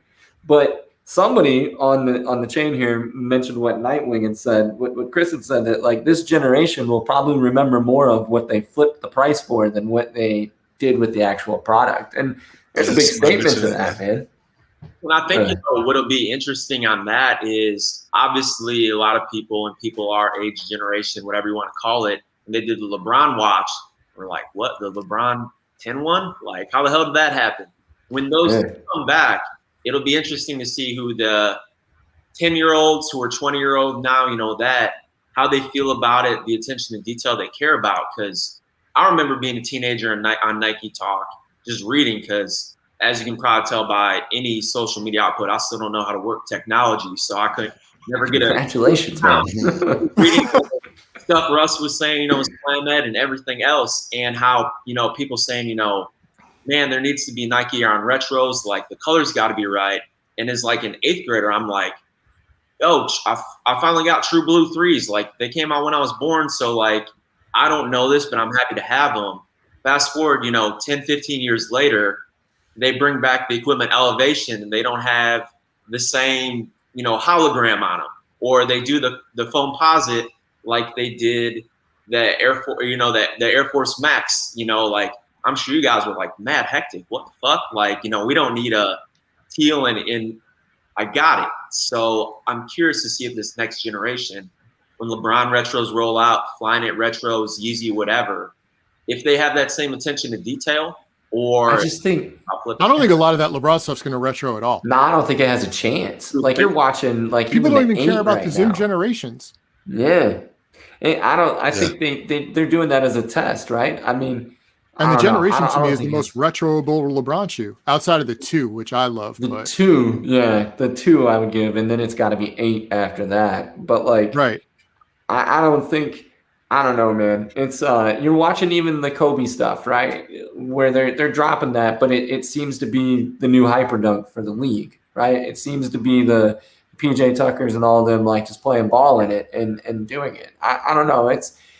I don't think we're gonna see retros in that way. And I mean, maybe I could be totally wrong. Your Yeezy thing, for Gotty, you had the Sports Illustrated. I'm sure Russ and everybody else remembers it. You guys remember the cover with Shaq and Ice Cube, where it said every athlete wants to be a rapper and every rapper wants to be an athlete? Like, I feel like that, I think that was like 95, 96. He had just went to LA. But regardless, I feel like that's where we're at right now, where you're watching polarizing figures are way more important than what the athlete once was, because we know what the athlete product is. We know what that LeBron is. All of us know what the next Kyrie is. No disrespect to Ben. You're a phenomenal designer, good friend. But, like, we know what's coming. We know where it's going to be. But however, you're seeing those other polarizing people. Like, I'm waiting for the Drake shoe just to make fun of it because he has no style. But, like, it's going to have, like, a great effect on the culture in the same way a Travis Scott fragment Jordan 1 and what Kanye's doing. You're watching roles reverse. It's interesting. So there's one other thing that I want to just throw out there, because Robbie and Mike that I do the podcast with and Rowett, we had an interesting conversation about the Grinches, right?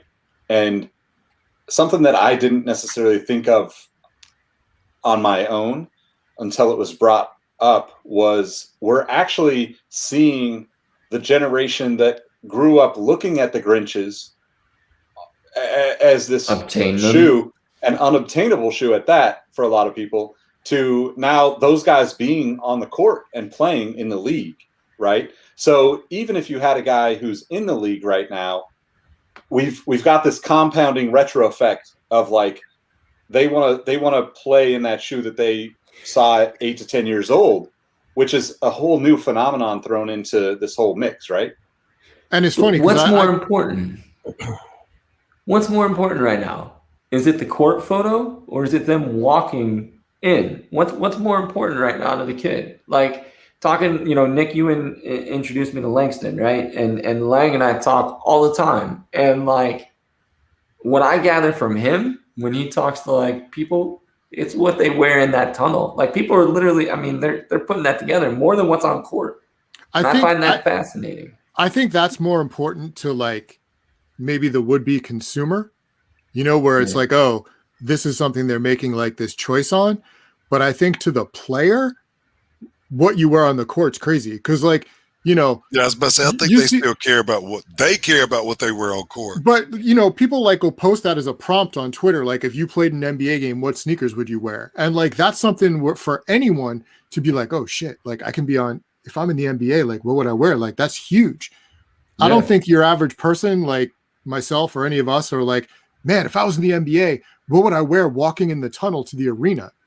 I don't even think about that. It's like, so I think for like what Nick said, like if I grew up as a kid as a huge Kobe fan and I make the NBA, which is an impossibility in its own right, and then I get to wear a pair of like what were his most memorable sneakers in a game in the NBA, like that's insanity. Like that's like super bucket list kind of thing. Unfortunately, the side effect of this, and I brought it up last night, like the Grinch is ruined for me pretty much. I don't even care about that shoe anymore because now, like, literally every time I turn a game on, I'm like, who's this rando wearing this green pair of shoes that doesn't go with their uniform at all? And like, again, I'm old, so I'm coming from an era where like guys wore pretty traditional stuff and then went crazy in the All-Star game, you know, and now like I'm flipping on like a Bucks Cavs game on a Tuesday and there's a dude, like 3 guys wearing mismatched sneakers. And it's just like, okay, like nothing matters anymore. Is like the Jordan 11 had 3 colorways. They had 3 colorways. And like now, what? I don't even know, but I think I might be under guessing here. LeBron has 16 or so a year. I mean, like, what? That's nuts. And they're Encore shoes now launch in more colorways than Jordan got. Yeah, in a season. And we talk about sustainability. That's why you bring up LeBron watch too, where it's like none of this stuff is significant anymore because he only wears it for like 1 game. You know, like an Air Jordan, like you identify it with that entire season. Yes. With an entire playoff run. And now it's like I look at like a LeBron 15 and it's like, oh yeah, he wore those in game 6 of the Did he wear the Soldier or the Ambassador? Yes. When did he wear that one? Right. He has more lines than so yeah, I mean it's hard. And that's what makes it tough to bring stuff like that back. Because like what's the story is such the tiny little thing. Which is why I thought the generation would matter, but I don't know. I don't know if people really wanted that. Go ahead. All right. Hey, I got to run, guys, but I'm just gonna. I was just gonna say Alex got to bounce, but I want to say thank you for hopping on with us. So one, Russ, if I was in a tunnel, I'd wear the Zoom Haven. Good man. My Zoom Havens fell apart. I threw out. So I tried buying a pair. You can find those things on eBay for about $30 to $50 every once in a while, but they are fragile. They're brittle. Yeah. I threw mine out. I kept the insoles. They're over there somewhere. I still love this shoe. I got to bounce, but I will. I know I haven't chimed in much, but I'm just here smiling because this is what it's about to me. Like we're all just at the end of the day, we're all just sneaker nerds, and we're here because we love sneakers. You know, there's positive, there's negative, there's all the stuff that. But at the end of the day, you know, like I've known Russ for 20 years now.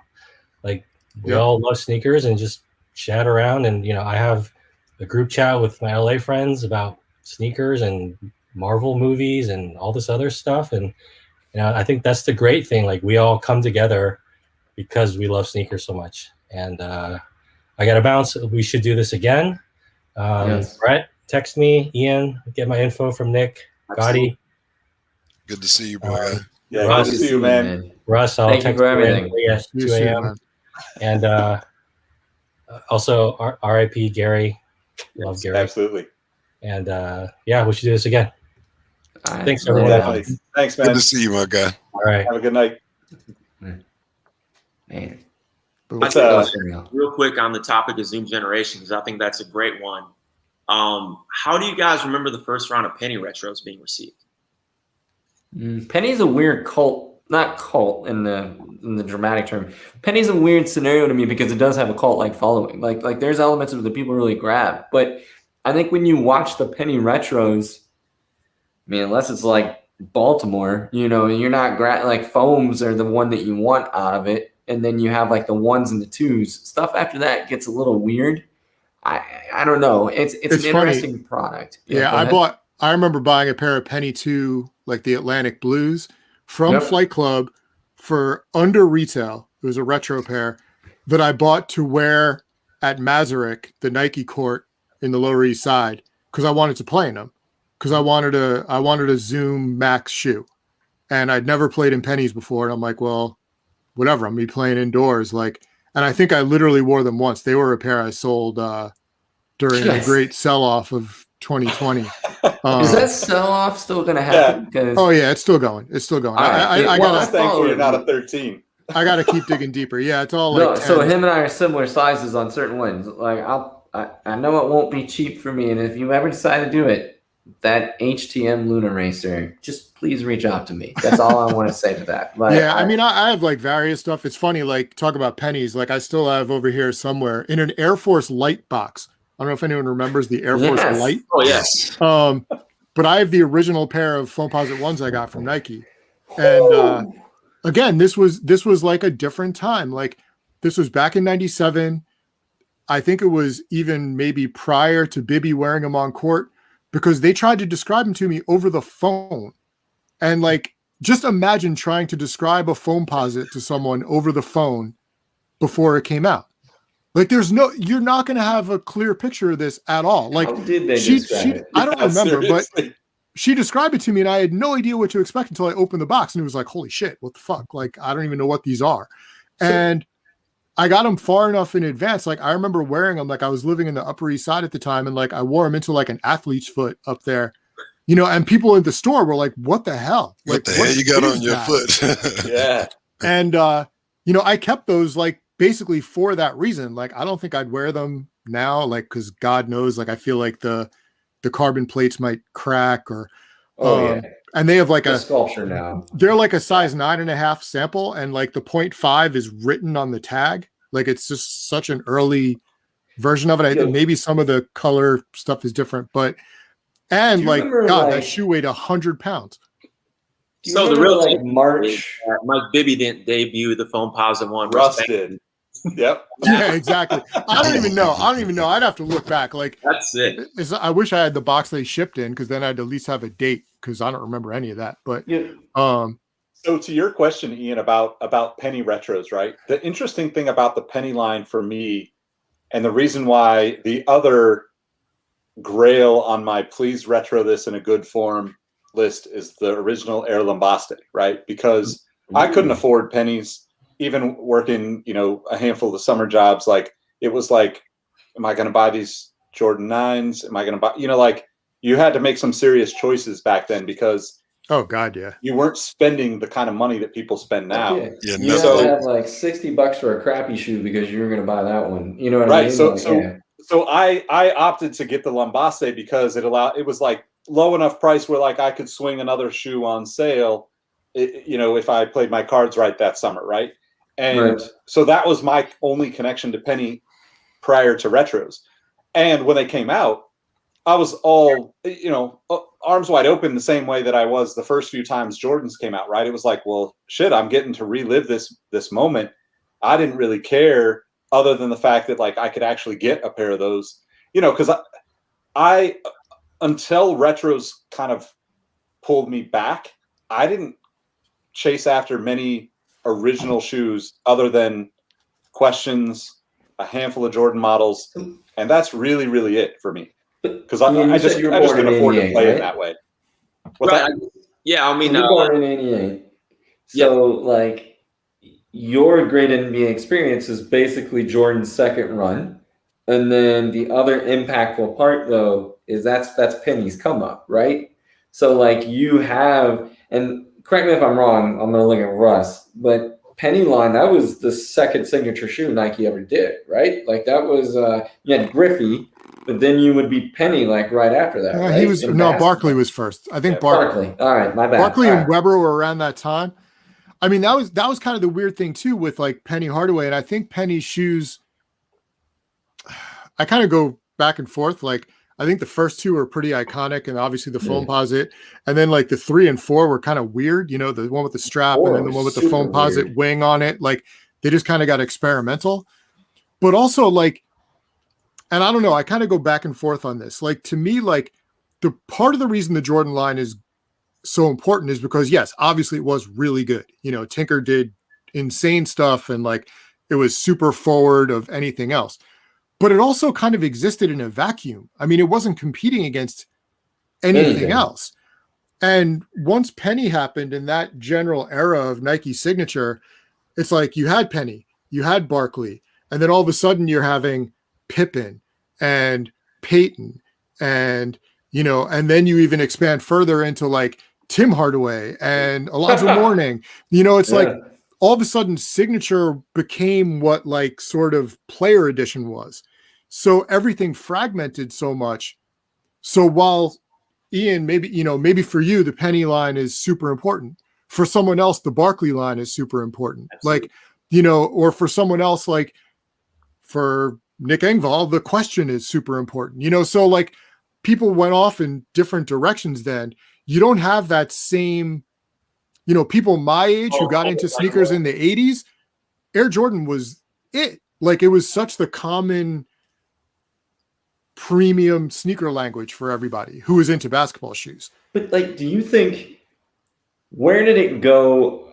I don't know what I'm trying to say here to an extent. So follow my thought process. Where did it go awry is the easiest way of saying it. But like, something changed where maybe it's a business plan and they felt that they had to keep like hitting it and hitting it and hitting those numbers. But like, as you look at it now, I swear to God, if we were to pull up the product line, and let's just call the product line the NBA, because I think you could throw the Adidas, the Under Armour, and all that stuff into it. Visually, would we be able to tell the difference? Like, because back in the day, there was a clear graphic difference. Part of it, you said the foam posit wing, to me, they could color block that. So when on camera, you know, Phil Knight's famous for saying you opened up USA Today and you're going to find 14 swooshes on the cover. You had an opportunity to take a black and white print and make it very, very visually different from that Jordan 11 or the other part that was on there, the Pippen 2, all of those. Like, they're good graphic designs to carry that motif through. But now I just get confused as to what it is. You talked about how they build it, how they manufacture it. Like, there's certain data points that they hit anymore. And it's like, when does data not matter? Well, especially when you're a consumer. Yeah, go ahead. This is purely speculation on my part, but I think part of it is retro. And part of it is knowing in their back pocket, they have hundreds of millions of dollars in sales every year off stuff that no one wears on the court. How much money are they making off of LeBron compared to how much money they make off an Air Force One? Or how much money they make off a Dunk? Or, God forbid, how much money they make off Monarchs? You know, and like that's the thing that the old man who blocked me on Twitter a million years ago would talk about, you know, where it's like the monarch carries it all. Like, this conversation we're having, the people who are listening to us, like, yo, like, from a bottom line Nike perspective, none of us matter. We don't matter at all. A Supreme Dunk drop might seem like a big deal to me because, like, I'm interested in it and I kind of want it. But, like, that is a drop in the bucket. Nike Russ, made I don't more know money. that I agree with that as much as I once did. Like, I do think 10 years ago, that statement to me is dead on accurate. We're like 50,000 people that are all fighting for the same thing. But man, when the numbers started coming out, predominantly because of that old man of him sharing some stuff of the 11s, yo, the 11 is making the business case for the Jumpman every year. That's the backup of like, I mean, 2 million pairs. It absolutely is. It absolutely is. But you know what? And, you know, we're all getting old here. Well, I'm getting old. You guys are getting better. But the Air Jordan 1 now, I mean, the Air Jordan 11, I'm sorry. How old is it? It's 26 years old. Yeah. It's basically the same age now as the Air Force One was in 97. That's true. Literally the same age. That's true. So, I mean, we think of it as kind of a forward thing because we were alive and conscious when it was a performance shoe. But to kids now, that's the Air Force One. Like, that's all that is. That's retro. That's baked in. You can put out however many million 11s, and they're going to sell through without spending anything on advertising, without sending a single pair to influencers, although they're going to send pairs to people who can afford them anyway, and then let people who can afford them not be able to buy them, which is awesome. But I guess what I'm saying is, like, the people watching also know what's going on. They know, people are smarter now. People know LeBron is a Nike dude. You don't need a gigantic swoosh on his shoe. Right. Yeah. I think Brett says this, you know, in our text messages a lot of times, that the focus is switched from the athlete to elsewhere at this point. Yeah, so it's like they don't have to put, you know, when we were talking early on Nike, you know, 80s, 90s, going up through there, like the focus was the athlete. Like, that was what the products were geared towards. Now, like, we all know that the athlete takes a backseat to, you know, everything else is out there. And where does that leave us? NBA. I think that just kind of, it's kind of scary. It's like, where does that leave us 10, 20 years from now? Right. That's the scary part. It's like, yo, what's leading? Because, right, and Brett, you also said this before, it's like data is driving everything. So it's like you're almost factoring out a certain human component. Like, you're looking at algorithms and data, and using those to decide what your next product is going to be. But what also, the Gotty colorway's gonna pissed be. me off this morning because he sent me a photo of fucking Air Max 95s with the pouch on it. And like, I immediately took it and texted to a very good friend that's a designer in NSW. And I just wrote him, I'm like, you guys no longer have product line managers. You have a fucking algorithm telling you to put bags on a shoe because it was cool in Virgil's show 3 years ago. oh yeah, Nike's It's like, design director's Instagram yeah, I mean, it has to be. It's sneakers. Let's or be their real. product line manager. Yeah, But it like, doesn't. I don't know. I wanted to go back to the basketball thing for a second, and like, you know, I could ask all you guys, like, do you even remember the last Nike basketball commercial that made an impact? Kobe jumping over the Aston Martin. Yeah, probably. Yeah, that. I mean, That's it probably was, it was probably The either that puppets. or Yeah, like the sure. LeBrons, right? Yeah, Yeah. LeBron, yeah. Like It's that probably used to something be, with LeBron. that used to be so important. You know, like Yes. Doesn't my exist. strongest memory of like a new Air Jordan dropping was the new Air Jordan commercial. Yeah. You know, The watching the 100-foot dunk. new Spike Lee commercial during All-Star Weekend. Sorry, Ian, Frozen you were moment, like man. a Frozen newborn, so you moment probably is don't like remember the godfather of sneaker But culture. that was Yeah. huge. That was huge. I don't Yeah. like. Has there been a Kyrie commercial on TV ever? They had the Has one- there been a Oh, Paul man. George commercial? Like, That's right, Mike. Yeah. or even Durant? Like now, Yeah, but that's entire also lines because don't everything even is have shit that that- anymore. Everything Yeah. is shit that, like, you don't get that print ad, you don't get the TV commercial, you get the YouTube drop, you get the social media campaign around it. Like, things are just shifted, so you Right. don't see those Right. commercials. That's what I'm I'm more saying, like- surprised. I'm more surprised when I see a commercial. Period.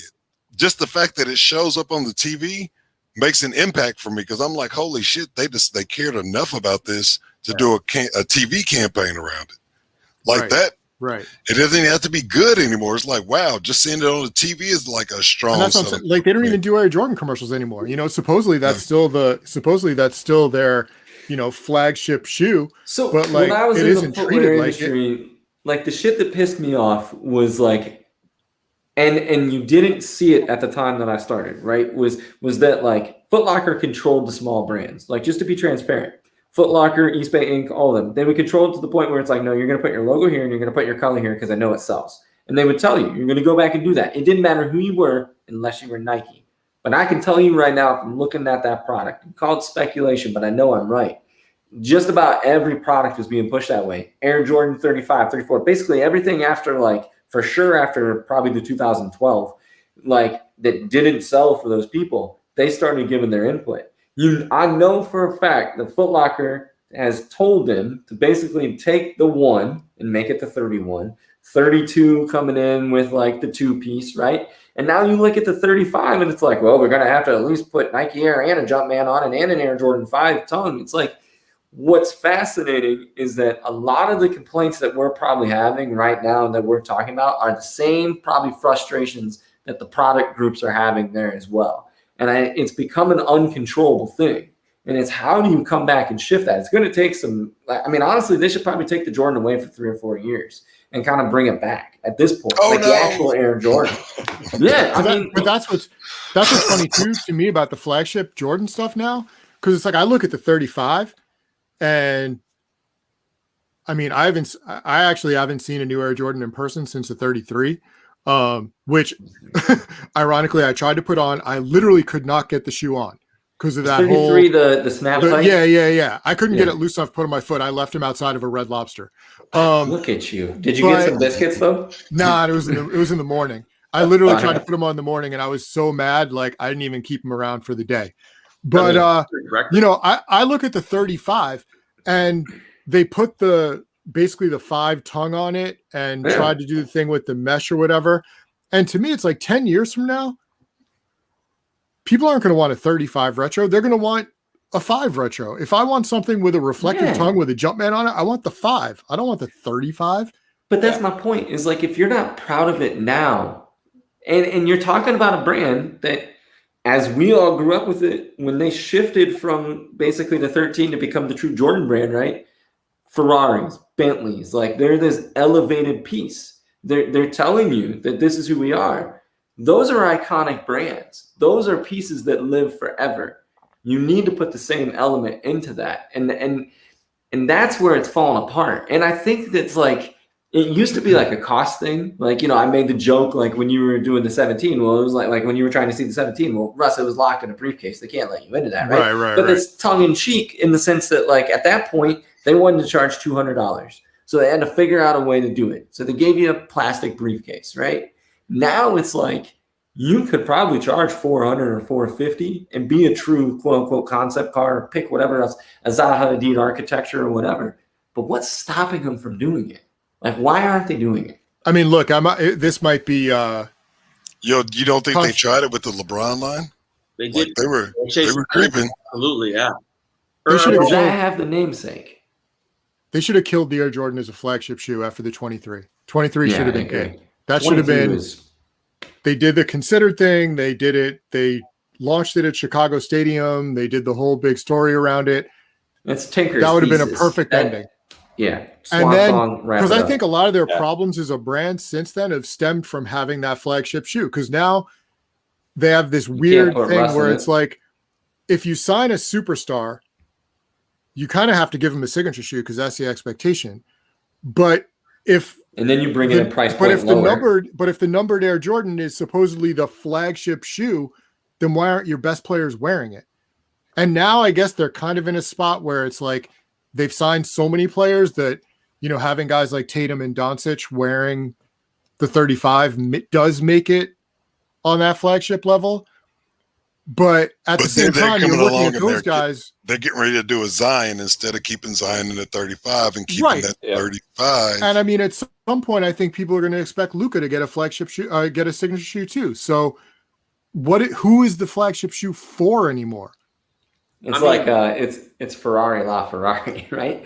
Like for a car reference. Yeah. And even wearing the 33 to like a gym, which I agree, it's very difficult to get on. I switched to some Air Unlimited retros and felt like I was playing barefoot afterwards because I was so high up before.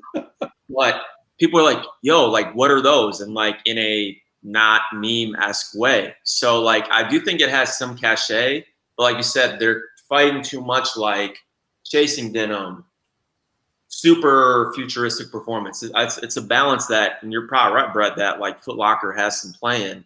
I did realize with the signature shoe commercials, Kyrie had the commercial with like the flat earther joke and Tatum. I do remember that. Like, you know, the crowd. Is it a commercial or is it a YouTube video? And does that matter? No, actually on TV. And then LeBron was riding a bike. I can't tell you what the shoes were in any of those commercials. Great point.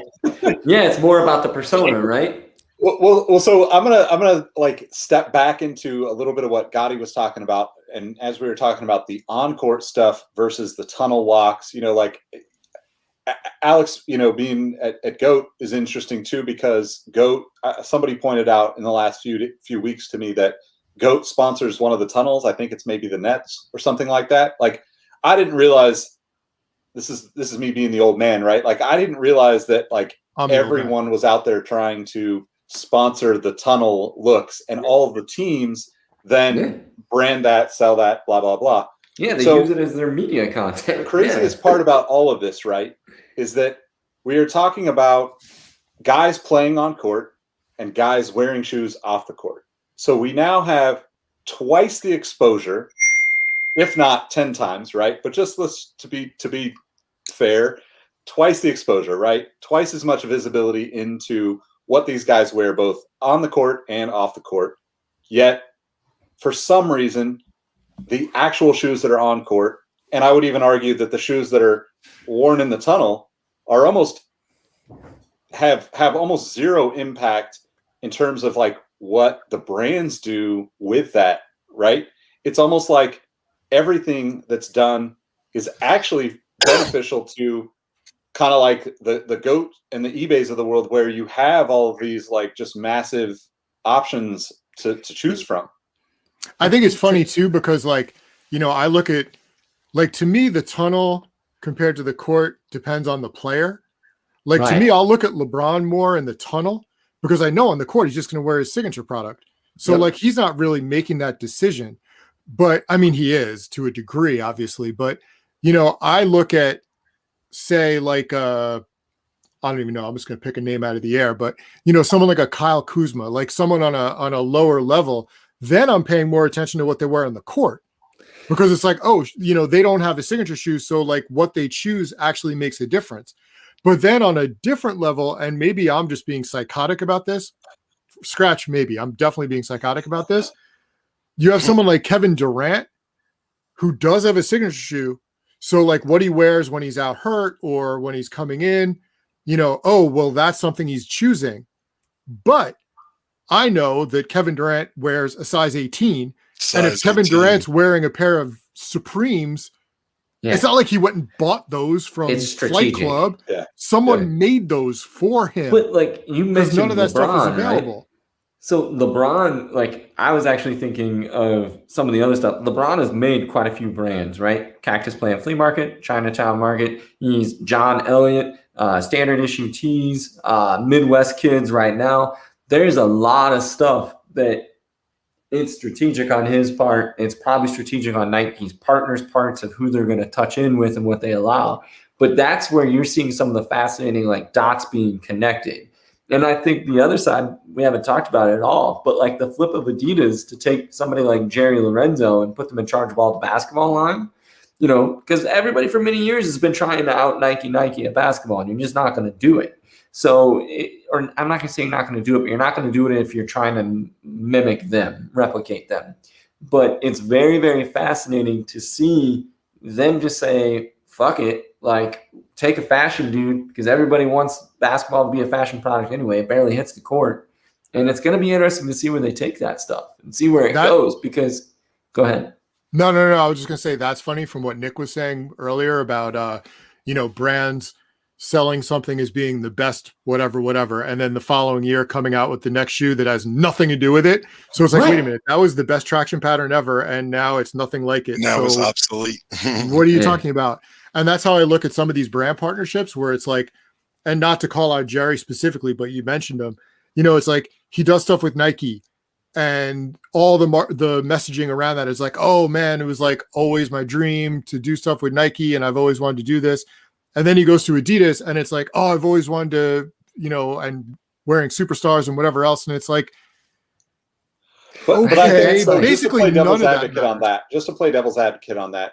I think that like, let's use our experience, let's just go with writing to simplify this.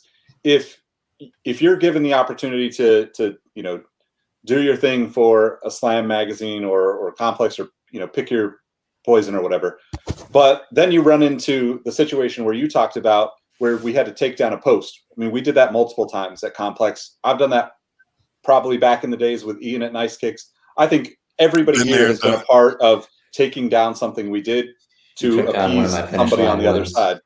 But if then now Sports Illustrated comes to you, or whatever that other brand that's out there comes and says, look, we're going to give you the keys and we're not going to put the restrictions on you. It's hard. That's where I look at it and think like, it's almost like everybody's looking at the Kanye relationship with Nike as like, don't fuck this up. Right. And I think Nike even has to deal with that with Jerry in a sense that like you give him, do you give him enough freedom to do what he wants to do under the Swoosh brand? Like if you don't, then inevitably, yeah, of course, like there are very few people that are only interested in one brand. Sneakers have been big enough to where they could go over there and say Nike just went and bought everybody in Kanye's orbit. And gave them and like, look, I'm not even criticizing the move to Adidas. Yeah. I guess my thing is just the way it's positioned, the way you sell each move, right? And kind of in the same way that a shoe is marketed in marketing that brand, where it's like, no, this is what I've always wanted. The thing is, if you say something about this is what I've always wanted, that's the kind of thing you can only say once. You can only say that about one thing. Because if you start saying that about more than one thing, it's like, wait a minute, I don't know what you're talking about anymore. It's like, Russ, you're too goddamn smart for these conversations. Yeah, I know. This is why I don't get anything done. You're too smart for the idea of selling products and things. Well, it's for my own good. It's for my own good. But also, it's you're like, absolutely right. But you're too smart for it. But it's not even. It's just being around so long, and like once you see behind the curtain and see that the Wizard of Oz is the old man, like pulling levers, you can't unsee that. You know, Right. so it's like But that's you start like- to look at everything in that way. The magic disappears. I just look at the Nike side of things, and you mentioned, you know, they don't want the Kanye thing happening. I think it's the opposite. Take Kanye out of it, and let's just boil it down to what the real frustration was. They didn't want to give him his own creative view, even though he knows he's making a huge thing for him, right? They're gonna have it with Travis soon. Like, all right, cool. You took his Jordan 1 and now you're making a fragment version. All right. We can see from everything else that man touches, he has his own vision and his own view on what's going to happen. They did the same shit to Jerry. It's like, we'll use you for long enough to get the rub that we want out of it. But at the end of the day, we're not going to give you your own line because we don't see the value in that. I think Nike is a marketing company at this point, right? That's really what They've they are. always They been a marketing company. I mean, yeah, but now literally they're since day officially one. Yeah, well, that's true. Absolutely. And if Gotty, that's the big secret to Shoe Dog, if you ever read it, just so you know. Russ just gave the whole thing away. Yeah, but I'm not in any rush to read it, to be quite I've got it honest. over here. I could just open it. You know, you can tell me when to turn pages. But you're gonna watch, like, Adidas is playing that shit so smart. I don't know if it's like gonna amount to it, but like allowing the Pharrells, allowing some of these other people to have their view to go and make it, and they're like, hey, we've got the factories, go and do your thing.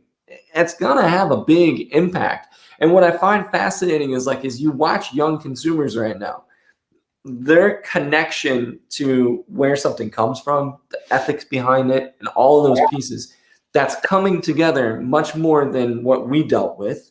And whether right or wrong or how you view it, it's going to affect how people create stuff.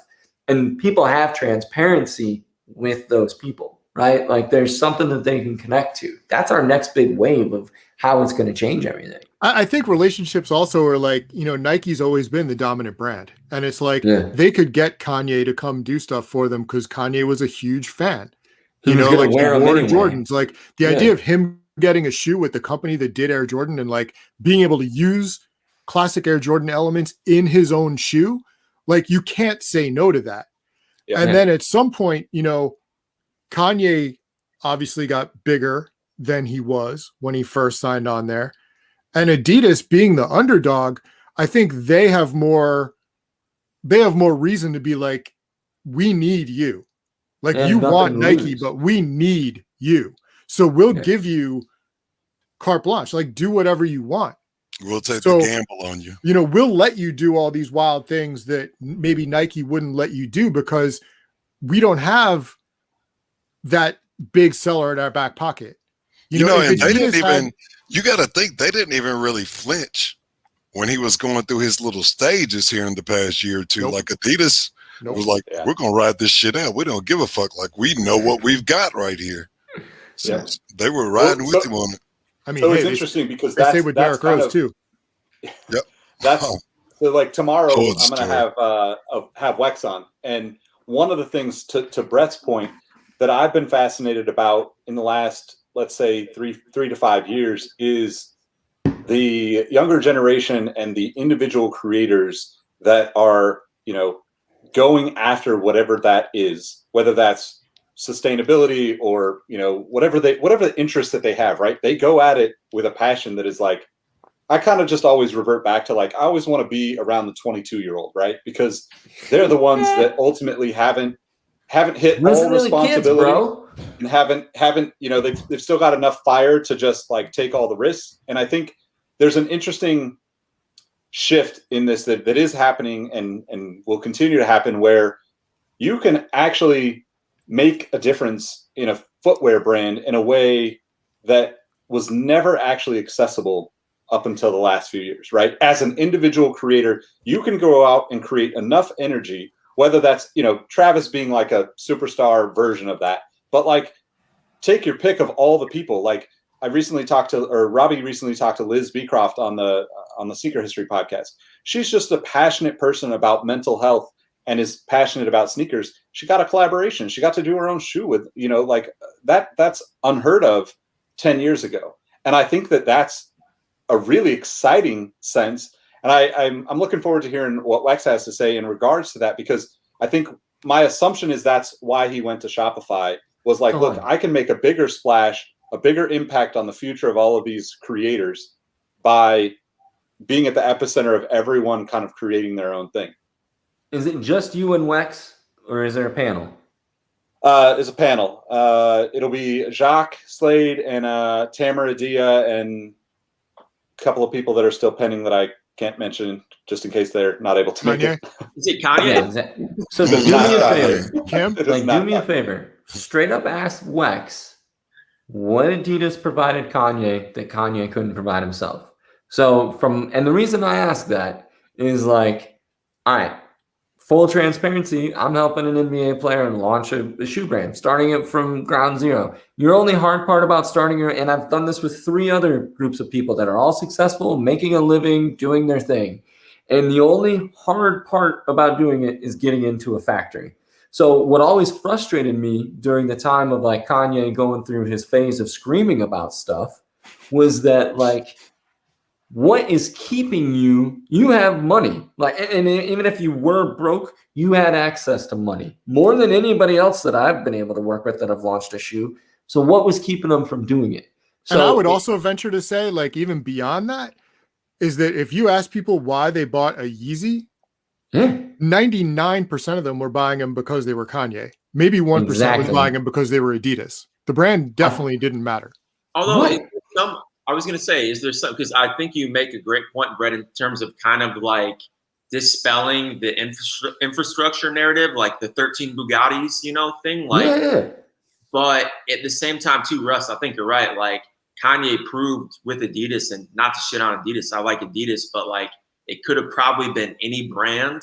Right. It maybe the Adidas stuff, Kanye's Adidas stuff, and this is like, this is good, but it also sort of shows, I think, Brett's point. Like, it's not like it had any like branding. Adidas design language involved.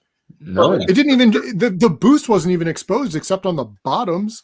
Right. Like there was nothing to any of his shoes that was like, oh, that's an Adidas. But I can't prove it. Still feel that little bit of a need for a big brand cosign, because I feel like the crepe boots or even the sandals that were just strictly Yeezy branded, like with no Adidas DNA or logo on the box, oddly enough, didn't do as well. Like, I think there's probably. I would argue. I think all he needed Adidas for was manufacturing, like you said, if it's tough getting into factories, and distribution channels.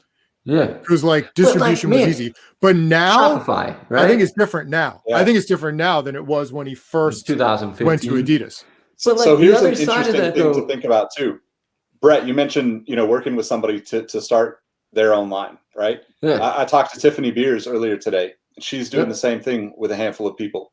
And I think that it's really fascinating to sit here and like think of Kanye as like someone who's looking at Adidas as like, I need this big partner, when the creative people that are out there are seizing the opportunity to just do it, right? Like, well, and I not to Nikeify but it, I think we've also progressed to a point where other people realize, hey, we can do it. And Brett, we talked about it.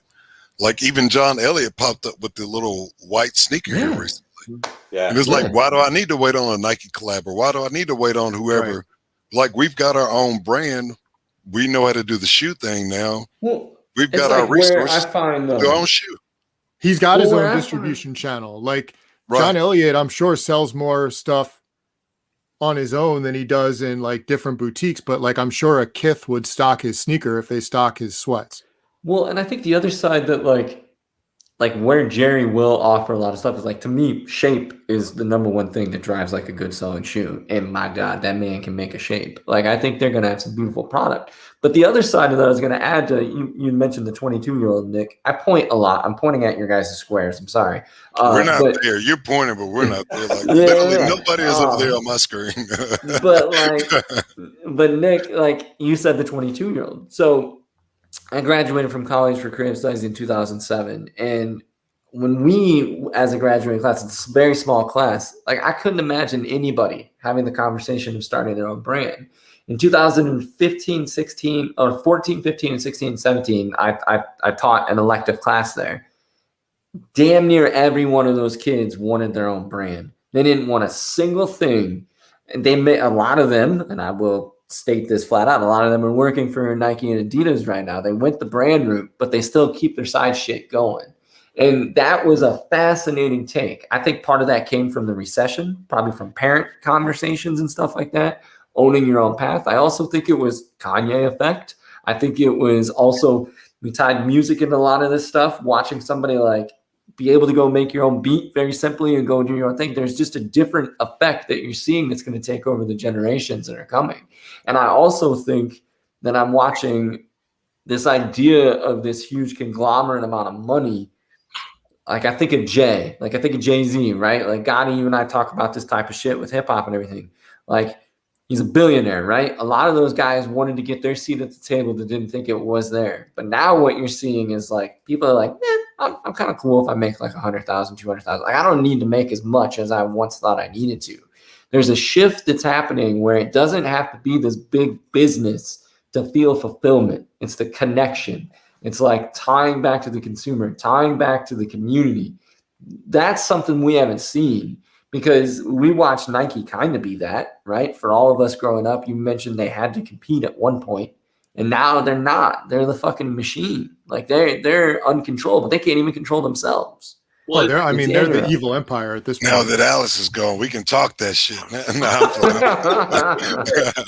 I'm joking. Pop back up with you, Alex. That like we all fell in love with Nike. And granted, like we all still in some way or fashion love Nike. If Nike emailed me now and said, hey, write something for me. For sure. I'm gonna do it. I'm not gonna lie to y'all.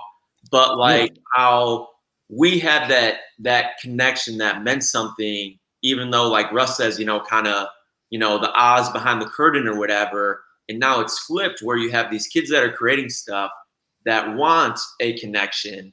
And we're all mad that everybody buying stuff on sneakers only cares about money. Like how it's kind of inverted itself almost. So I think there's an interesting piece. And one of the things that I meant to ask you guys, I mean, thankful for you guys for sitting with me for a couple hours here. But like one of the things that like I need a cigarette. has been conversation in my circles as of late is getting into the nuanced storytelling of community, right? Because one of the things that, and rest in peace to Gary, man, I think one of the things that Gary did that absolutely should be the shining star of how do we do this in terms of writing, storytelling, all of those chasing the deep, like interconnected stories that are layered underneath all of these sneakers is the brands. I think that like, because we've all come into this funnel to Ian's point about like the sneakers app, right? We've all come to this same place, but at the same time, the person that sees a CDG foamposite is not buying that shoe the same way that someone that's buying, let's say I don't know, take your pick, an off-white Dunk or something, right? There is like a high fashion element of it that's a piece, but like there's nuances to all of these things if we take away the resale aspect of and the frustration aspect of it. And I'm wondering like how we're going to get to that, because to your point about all those kids that, doing their side hustle, having their own brand, I'm sure that's because they're wanting to tell their own stories and create their own things, right? But on the flip side, you're also trying to balance this weird, how do I still be a part of this, right? To Ian's point, like if you get the opportunity to write for a Nike or an Adidas as guys like us who have done this for a really long time, it's always going to be a viable option. You're always going to take the call, whether it works out or not. It's a different story, but like it's always on the table in our minds, I think. Well, here's something for me, and I think this sort of relates to what you're saying. And if it doesn't, just like shut me up. I think like if you go back, and even if you go back 20 years, I don't know about 10, maybe even to a degree 10 years, I think a lot of what used to be or now is and. And like, I think if you wanted to start a brand, if you wanted to start a sneaker brand in the early 2000s, it was going to be really hard because it's like, okay, am I going to go out and buy? And that's why it's amazing that it did as well as it did. It's like, am I going to go out and buy this and one Tai Chi that I don't even know, like what this, I don't know, they have a videotape, whatever, or am I going to buy the new Jordan? But now you start something, it's like, well, okay, I'm already definitely going to buy whatever it is the hot thing is, but I'm also going to buy this, whatever new thing is, just to try it out, because like, it's no longer just like, well, I can have this or I can have this. Like, well, I can have everything, which of course is how everything gets pushed now.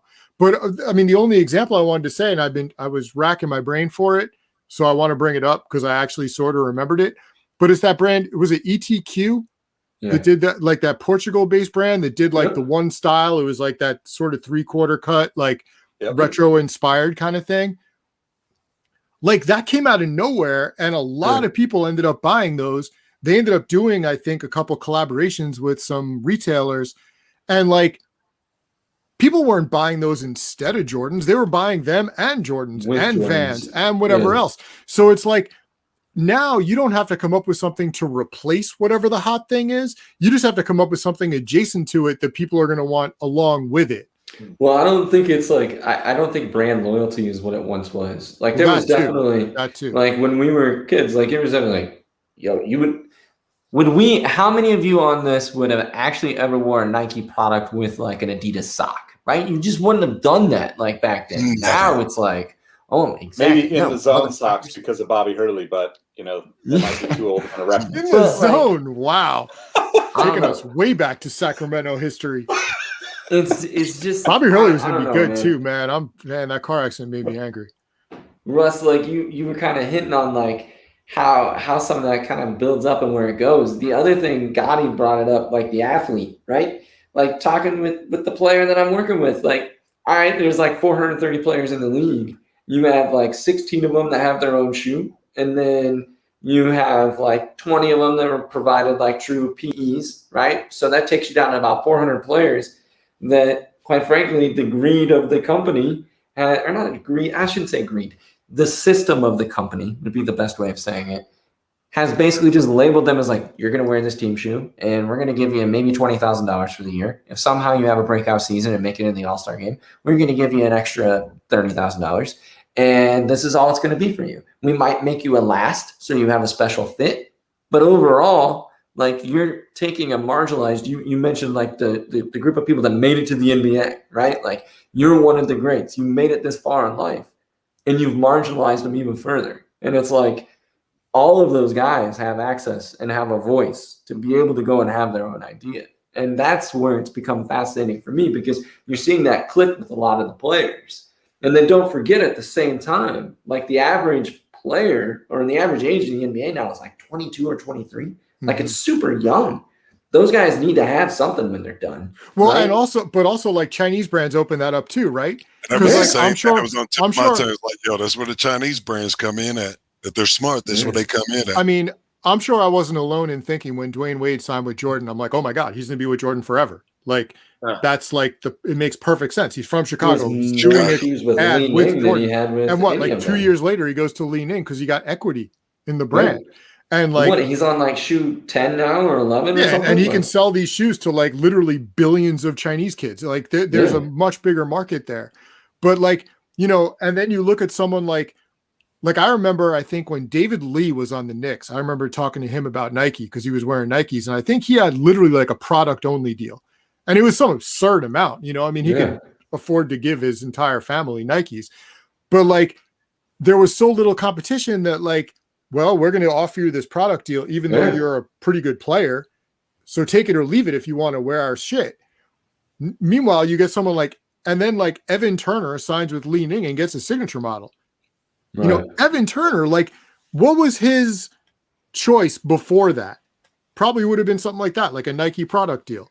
Yeah. You know, and now like dunk, right? You have like Shane Battier on his like 8th shoe still. You know, or do you think that as we talk about it, like the way we talk about this, right? It sounds like the grounds are leveling out a little bit. But then on the same side, it's like, doesn't matter, right? Because it's like that other product. Like, as we talked about it, like, doesn't have the same allure. Yeah, right. I mean, I still think maybe sometimes you'll get a guy who go with Nike because he always dreamed of it. You know, like, obviously a PJ Tucker who, like, probably knows more about shoes than all of us combined. Like, I'll make fun of PJ a little bit for some of his stuff because I think it's like, you know, he needs like 19 lockers and whatever else. But I mean, that dude definitely knows his shit. And I think like he probably, since he was 2 years old, wanted to be a Nike athlete, you know, but I think he's the exception rather than the rule. Like, I think now, again, like you said, like if I'm 22 years old and if the average NBA career is still only like 3 or 4 years or whatever, I want to get as much as I can out of that. And if that means signing a deal with a Li Ning or an Anta, and that means on the one hand, I got my own signature shoe. On the other hand, I'm never going to see it on the wall of a Foot Locker or on some kid's feet. But if that can give me like, you know, some degree of further generational wealth. I was about to say, yeah, you think about like when Puma signed that rookie class, what, a year ago, 2 years ago? Yeah, Ayton and Ayton and all those guys, Knox, like they signed 4 guys. And I'm like, if they just signed the ball kid, and you're looking at it like they're probably going to pull a Vince Carter thing where they're taking that money now, probably wear Puma for 3, 4, 5 years, and then switch to whatever else. But in that 3, 4, 5 years, yeah, they've got the paycheck that goes with it. But then you may have one that sticks around, and shit, the way Ball is playing right now, LaMelo Ball is playing right now. Like, dude, Puma will be. Came out this year. Say it again. Big Baller brand debuted this year. That'd be a whole different story. It could be different. It could be different too. But like LaMelo is a star of stars. He's a fucking star. Yeah. Yep. But I'm saying same thing. Like I'll take the money now and I'll wear Air Jordans when I'm 37 after I retire. You know, like they make plenty of those dad shoes for you now, so you can absolutely do that. Yeah. Guys, I'm getting ready to check out of here. I need dinner and I need a cigarette. I definitely enjoyed being a part of this conversation, though. I enjoyed it. Always, so man. Many stories. Let me say one thing before I go. Russ, and I didn't realize this until a couple of months ago, but you and Scoop Jackson and the voice that you guys created with Slam probably helped lay the blueprint for a lot of the music and sports writing that really grew on the internet. Y'all really created that, in my opinion. I didn't think about it until I started reading some of your old stuff, some of that old work, and I started thinking like, holy shit, this is the voice that we were using when we first started out blogging. Like everybody was using this completely conversational tone, but we were able to talk about it with the depth of knowledge. And I was like, those motherfuckers started this shit. Your cooler section always reminded me of the bottom section of like the first 5 pages of Slam, where it was just like that was like those little one hits, and like there would be like really good nuggets, and then there would be like just random shit. Like, why would they do that? You know what I mean? Like, I totally align with what you're saying. I always say my Twitter is just an extension of noise, because I used to write that for Slam, and like, all right, 1 sentence things I can handle. But I mean, for me, it was scooping like Bones Malone. Like Bones Malone needs more credit too. Like, I mean, and he was writing like the stuff you couldn't replicate at all. You know, like it was all like phonetically spelled out. It was basically like, I don't know, man. Like Bones wrote stuff that was, it was uncopyable. It was Cam Newton's like, you know, Cam Newton's Instagram, except without all the little punctuation, just with some of it. And Babito too. Yeah. You know? And I think like the beauty of that, looking back to your point, Gotty, the beauty of that looking back is that and I told Russ this a few months back, it felt like someone who was in high school in Colorado, it felt like I was a part of what he was a part of. It felt like I was a part of everything they were doing, because it wasn't uppity at all. It was real. It was like, you know, it was conversation. Thinking about it, it was like I'm here with you guys having this. Yeah, without being there, like, we were there. You know, I'm from this small town in Indiana of like 7,000 people, and every time I got my new like issue of Slam, I walked into my school the next day feeling like I was from fucking Brooklyn, and it was like the way you guys wrote and like everything. I was like, yes, like let's go there. I'm like, we're gonna go listen to Mobb Deep. We're gonna go do this. Like it was everything. And there are definitely issues you can look at and you could just flip through and you'll know exactly what we were listening to when we put that issue together, because it showed up in like half the headlines and half the stories, and it's just like, oh my god, like you could I could probably go back through issues and tell you the exact issue like we put together listening to like Stankonia. Dude, Russ, like you guys I did thought you all those mentioned little that. characters. You did that one of like Snoop, Calvin Brodus, and he's like spinning the ball on that. I'll bet I drew that thing 1,000 times. Like I would just go back and redraw everything from that stuff. But to make this full circle, Russ, you realize you being on this and us talking about retro product and everything, you're the only person on here that has retro stuff coming out and Slam's fucking redoing their nostalgia pieces. That's crazy. That's a whole that's a whole like crazy thing. Hey, but Russ,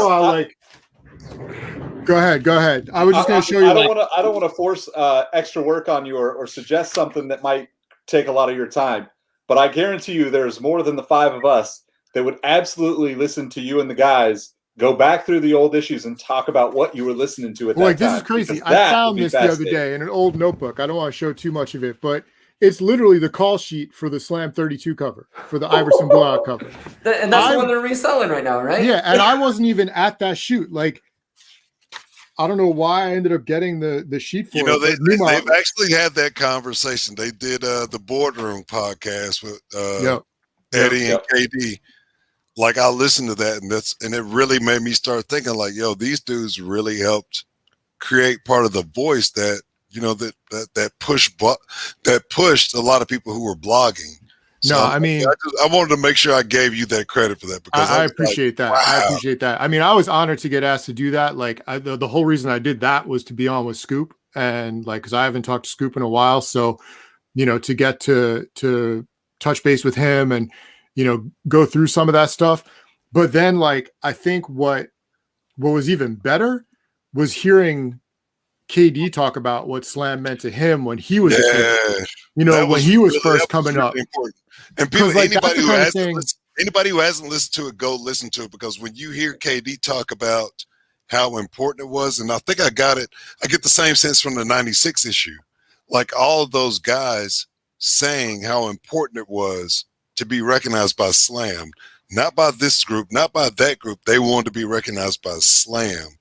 That says a lot for the work that you guys were doing. Well, I mean, you know, and like, I don't want to spend too much time on it, but like 96 was really like such a pivotal year for Slam as a publication. And I think for us who were putting it together, because like that was when dudes who we covered when they were in high school ended up being like, you know, that incoming class that you knew were going to be stars. So it's like, it was people who like, they knew us as well as we knew them. And that just represented this big change. Cause before that, like 94, 95, it's like, I mean, we never put Barkley on a cover. And I think part of that was because like, to Charles Barkley, who the hell were we? Who was Slam? You know, we were some publication that didn't even exist until after he already won MVP. So it's like, we didn't mean anything to him. I mean, we probably still don't. He probably doesn't even know Slam exists. But you meant everything to KD. You meant everything to Iverson. Like, you meant everything. Or Kobe, or like Kobe, you know, Marbury. I mean, Marbury was like, if Slam was a person, it was Stephon Marbury. You know, he was the guy who came up from the beginning. So, you know, once we got into that range and like, putting Steph and KG on the cover, it's like that meant something to them too. It wasn't like us going after Jordan to be like, oh, can you do this? Because to Michael Jordan, it's like, who the hell are you guys? Yeah, but when you got him, you got some of the best interviews that man did. Like, well, we came at it. It was obviously a different perspective a little bit. And like, you know, Jordan is the whole reason I got into basketball to begin with. So, you know, getting to talk to him like was just. How do you get that 100% Mike issue? Like, how do you make that happen? I mean, a lot of him. Sell him, sell Nike. I mean, because I think that was like a single sponsor thing. And like, you know, that's when Jordan Brand was still a very new thing. You know, and I think at that point they did realize like this is reaching a different group of people. And someone reminded me of this today. And like, I didn't even think about it this way, like until it hit me. But like, so Slam starts in 94. 94 is the same year Jordan goes to play baseball, or 93, when Sports Illustrated does that cover, and he's like, fuck y'all, I'm never talking to you guys again. So I'm thinking a lot of other basketball players coming up read that and knew about that. And like, wait a minute, Mike hates SI now. But here's this brand new magazine that just does basketball. That Like, issue it would not with, surprise me if that helped us a little bit. That issue with Starks hanging on the rim had been like issue 3 or 4. And like you guys did a top 10 list why he should retire from baseball. And the last one, I remember I was in 4th grade. I was riding with my mom in the car and I read it out loud because like I was still doing it. I remember in the last one it says, besides, baseball is for dicks. And my mom just fucking glared at me. Like, what are you doing, Brett? And I was like, oh yeah. I don't want to sell him. I'm pretty sure that was Tony, but I mean I wasn't even there yet, but I'm pretty sure that was probably him. I don't know. That's a whole separate story. I'm reading Ray Allen's autobiography, and he mentions the point that you were saying. What did you say about him? Like he was probably the least likely to be remembered. Oh, it was most likely to fade into obscurity. I had a whole conversation with Ray about this spring. You know, it's like, and it's in the magazine, and it popped off fresh to me because I'm reading the autobiography now, and he mentions that, and he says this certain writer thought that I was going to be, and I was like, fucking Russ. I mean, yo, if I go back through all my rookie most likely twos were so wrong. Like almost all of them were just so wrong. But I remember him telling me at one point after that, you know, that helped inspire him like to work as hard as he did. And it's like, because I was an idiot, you know, like, and like, I'm not taking credit for it. Like Ray Allen is one of the best shooters to ever live and would have been a Hall of Famer regardless. But it is crazy to have been in that position. And I think I even told him, you know, when we talked about it, it's like for me, because back then, like, you know, he's a 22-year-old kid coming into the league. Meanwhile, I'm a 25-year-old writing about the NBA. So it's like, to me, like these guys were still so like above where we were coming from. And like, I don't think I ever considered like, oh yeah, he's going to see this and be like kind of bummed out about it, you know, or in this case, because he's Ray Allen, be like super inspired by it. You know, to me, it's like, it's just, you're cracking something off to like the people reading it. You don't think of these guys as like, oh yeah, this guy's actually might. And I mean, when you think about it, that was like how blogs were. Like, you weren't thinking about like Nike's going to read this or Drake is going to read this. You were thinking, or you were saying what you were actually thinking. And maybe you were trying to do it to get a few laughs off, or you were just kind of stream of consciousness or whatever. But you were actually thinking it, and you never thought that your words could reach that far. But lo and behold, it's like, yeah, your words can reach that far. Yeah, and I think like, you know, there were features here and there or whatever. Like I'm sure like guys were like, yo, what are you doing? You know, I'm sure there were people back then who got upset. I mean, I think like a majority of it though, where people were psyched on it, you know, and psyched on covers or whatever. Like I've told it before. Like I remember going into the visitors' locker room at MSG when the Sixers were playing Iverson's rookie year, and I gave him a copy of the Who's Afraid of Allen Iverson cover, which I had nothing to do with. You know, I was an editor, but like I didn't write the story. I didn't take the picture. I didn't lay it out. I didn't come up with the line. And I gave him that issue, and he like gives me a big hug. And like at that moment, it's like, yo, like this is crazy. And over the years, I've realized, and like in countless interactions with AI, like that's who he is. Like every time I see him now, like he'll give me a hug. Like, and it's like, that's just how he expresses himself. But back then in 96, when he was a rookie, it was like, whoa, like you did like realize at that point, like, wow, we have an impact. Do you ever feel like you were able to be in the moment, or was that just stuff that happened? You know what I mean? Like, did you I mean, I think I already know the answer, but you didn't realize the importance of what you were doing because you were doing it, right? You were just in it. There was some of that. I think like it's a little of both. You know, I think looking back on it gives you an entirely different perspective, but at the same time, like being a fan first and then finding yourself in that position, there were certainly moments like, dude, when we did the Jordan issue and we went to interview Jordan at his restaurant in Chicago, you know, it was just me and Tony. And I remember getting there and like, I'm like a nervous wreck. And is that the black cover with just the face? Yeah, the one you held up before, just the Jordan thing. Oh, I was thinking. Yeah, you have to always remember to be a fan. And that's what I think about. When we're talking about other shoe stuff, it's like always remember to be a fan first. Like even with music, whatever it is that you're into, and maybe it's your paycheck, your career, like you still have to find a way to remember My first life, my last, and my last. why you Well, care and they about were it, just why like- you love it, why you feel so strongly about it. But I was saying with that 100% one agree. was like, you know, fortunately the interview got pushed back like 45 minutes. So we actually like had lunch or whatever, like sitting at the counter and before we went in, and like that gave me the time I needed to like kind of chill. And you know, I was still nervous. Like I'm still mad. When I read the interview, I get mad because there's the question where he asks us what was different between his dunk from the free throw line and Doc's. And neither of us came up with the answer. And he had to be like, well, I dribbled. And it's like, well, I'm an idiot. I know that. But like, I'm sitting in a room with Michael Jordan and his, you know, his driver and a couple other people, and I'm a wreck already. So it's like, yeah, I know all this stuff, but like Michael Jordan asked me a question, like my brain just fell out. And it's like, well, I'm not going to get that one. But, you know, to kind of circle back, it's like, yeah, like there was stuff that I definitely appreciated like in the moment because things were so different then. You know, it was pre-internet. So it's like, you know, we had to fight. I have a giant Supreme bag in my parents' attic full of credentials because the Knicks wouldn't credential us for the season for like 3 years. And I went to every game. I went to every home game. So every home game I had to fax them in to be like, I want to go for this. And I would get a credential until they finally gave us season passes. But, you know, since they were so strict, it was basically, you know, TV media, newspaper guys, and us. And the newspaper guys were mostly like 50-year-old white guys. As a 50-year-old white guy now, I can say that. You know, so like they were more of the tell me what happened in the third quarter.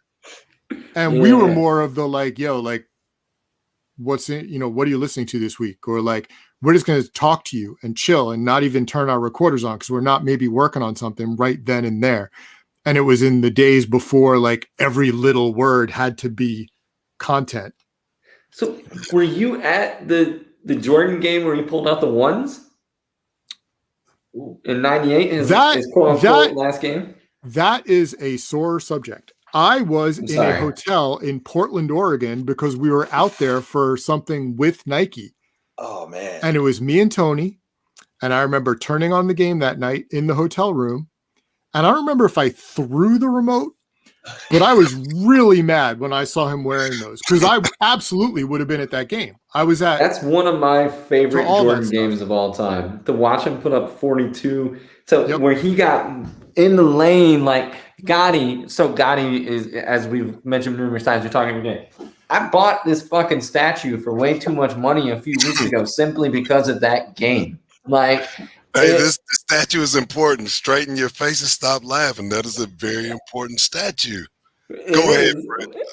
But it was like, man, like just that moment of history and watching what he did there, and like, I don't know, those years, it was just something special. And like hearing you talk about it, and like, Gotti, you kicked this whole Russ thank you moment off, but like I wrote you as like, because you featured my blog on like, you did like sneaker blogs that you should know on Complex, and like Gotti, you talked about like the passion stuff. I just did this shit because it made me feel good. I didn't even know I could get paid. Like I didn't know that this was a real thing. I did it because I felt like I had to come out, and I felt like the stuff that I read in Kicks inspired me so much. Your interview with Aaron Cooper that you did, you only did one of them, and I thought it was going to be a series, but design school. And like, I was like, oh man, I definitely have to get a subscription for this, but it was only one of them, but it was still like incredible.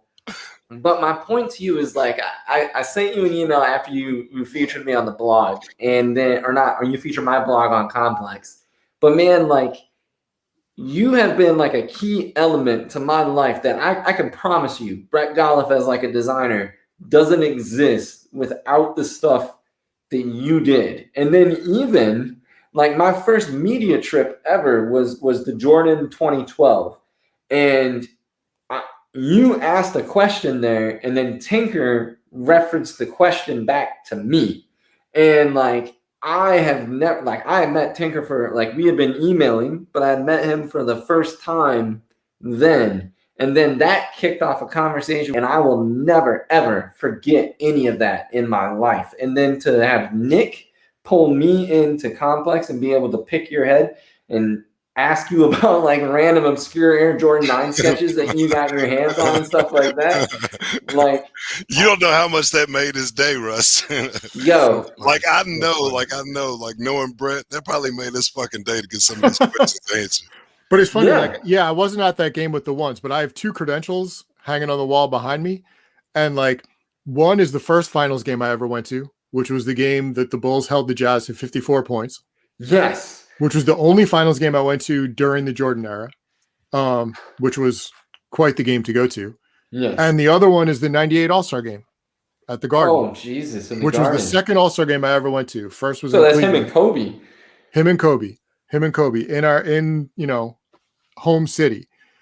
And like the first All-Star game I went to, and again, this ties back to like, being in the moment, like you kind of couldn't help it. It's like, I'm 26 years old. The first All-Star game I ever get to cover is 97 in Cleveland when they did the NBA 50. So it's like, I go from having Jordan. Never been to an All-Star game before in my life to going to an All-Star game where literally the greatest players in NBA history are there. I'm at like a party at the Rock and Roll Hall of Fame in the buffet line behind Moses Malone, and like Dr. J's over there. And it's just like, and you had Kobe win the dunk contest. You have Kobe and Iverson in the rookie game. You have Jordan throw up a triple-double. And it's just like, every aspect of that, it's like, how do you ever top that for starters? And like, I feel like there was a period there, like, and that's the thing. It's like, I remember one of those games. I forget whether it was Atlanta or DC or Philly. It was in that stretch of 01 to 03. And like, the media would kind of gather around players and everyone would get their stuff and then move on to the next guy. And I remember going into the West locker room and there was hardly anybody in there because everyone's dealing with the East. And I like start talking to Kobe and we're just bullshitting about stuff. And like, no one's there. So I just grabbed the chair next to him and we're just sitting there while he's getting ready, whatever. And we're talking about stuff. And that's when they played the Nets right out of All-Star break. And actually Marbury dropped 50 in that game. That was like I think it was the only game Steph ever scored 50 as a net, and it went to overtime. And I think the Lakers won. But I'm talking to him about that game because that's like coming up and blah, blah, blah, and whatever. And I remember looking up at one point because we're just going. And the media had sort of come over to Kobe. And I'm just sitting there in this chair and I'm like, you got to do this. Okay, we'll talk later. And that was it was stuff like that like even at the time stood out because it's like we're just talking about stuff. This isn't even like the real like, okay, we're going to sit down and hash out this whatever, because we'll do that later. We'll figure out interview time. Right. Yeah. Those times in the locker room were like, yo, we're actually like talking about stuff, like about real whatever it was. And I remember there was a stretch of that where like I didn't see him for like over a year because whatever happened. I think he would always manage to get suspended for Knicks games somehow. I think it happened like 2 years in a row and he didn't play in the Garden. And like, so I didn't see him at all for like a year. And I go to Indiana. I think I was doing Jermaine. I forget what story it was. And I got there mad early to the arena and Kobe's out there on the court and I'm walking into the tunnel behind a basket. It might've been the opposite basket.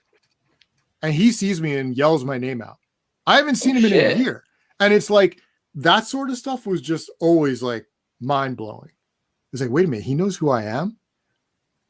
And that's like, that always comes back to me when I see stuff like, I think it was like Obi Toppin talking this All-Star weekend. And his mind got blown because LeBron knew his name.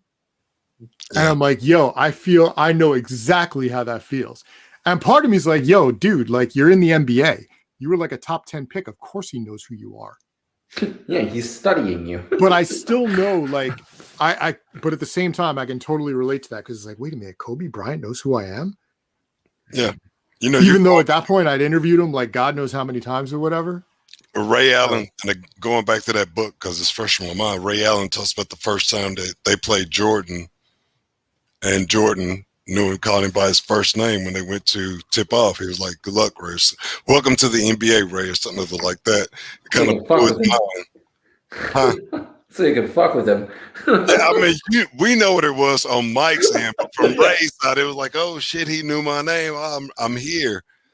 Russ, you know what you said? Where do you go from here? You keep living and you keep working, you know, and you keep searching for that next story. If you're me, it's like I'm going to keep searching for that next story, for that next idea, that next thing, because it's there.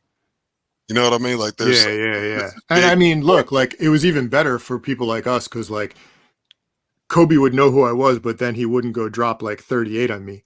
Right. So at least, you know, I could just go back to the media room and get like a Coke or whatever and just chill and watch him destroy somebody else. I'm not as good with years as you and Brett are, but I know we did that one. I think it was during like the World Basketball Festival where Nike had us in DC.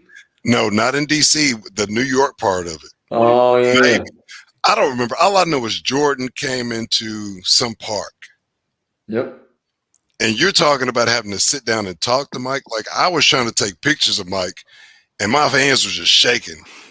And I'm yards away from him, but I'm like, holy shit, there goes Black Jesus right there, man. Like I got Be Still and probably got about 2 good pictures out of like 30 I tried to shoot because I was just so fucking amazed by being around Michael, goddamn Jordan. And I'm like, yo, how did my life take me to where I'm standing this close to Michael Jordan? Yeah. But it's fascinating. Yeah. Like my first real experience with shit like that was when we were at World Basketball Festival DC before they go to London. And like Russ, I don't think you were there, but Gotty, that was the first time you and I met.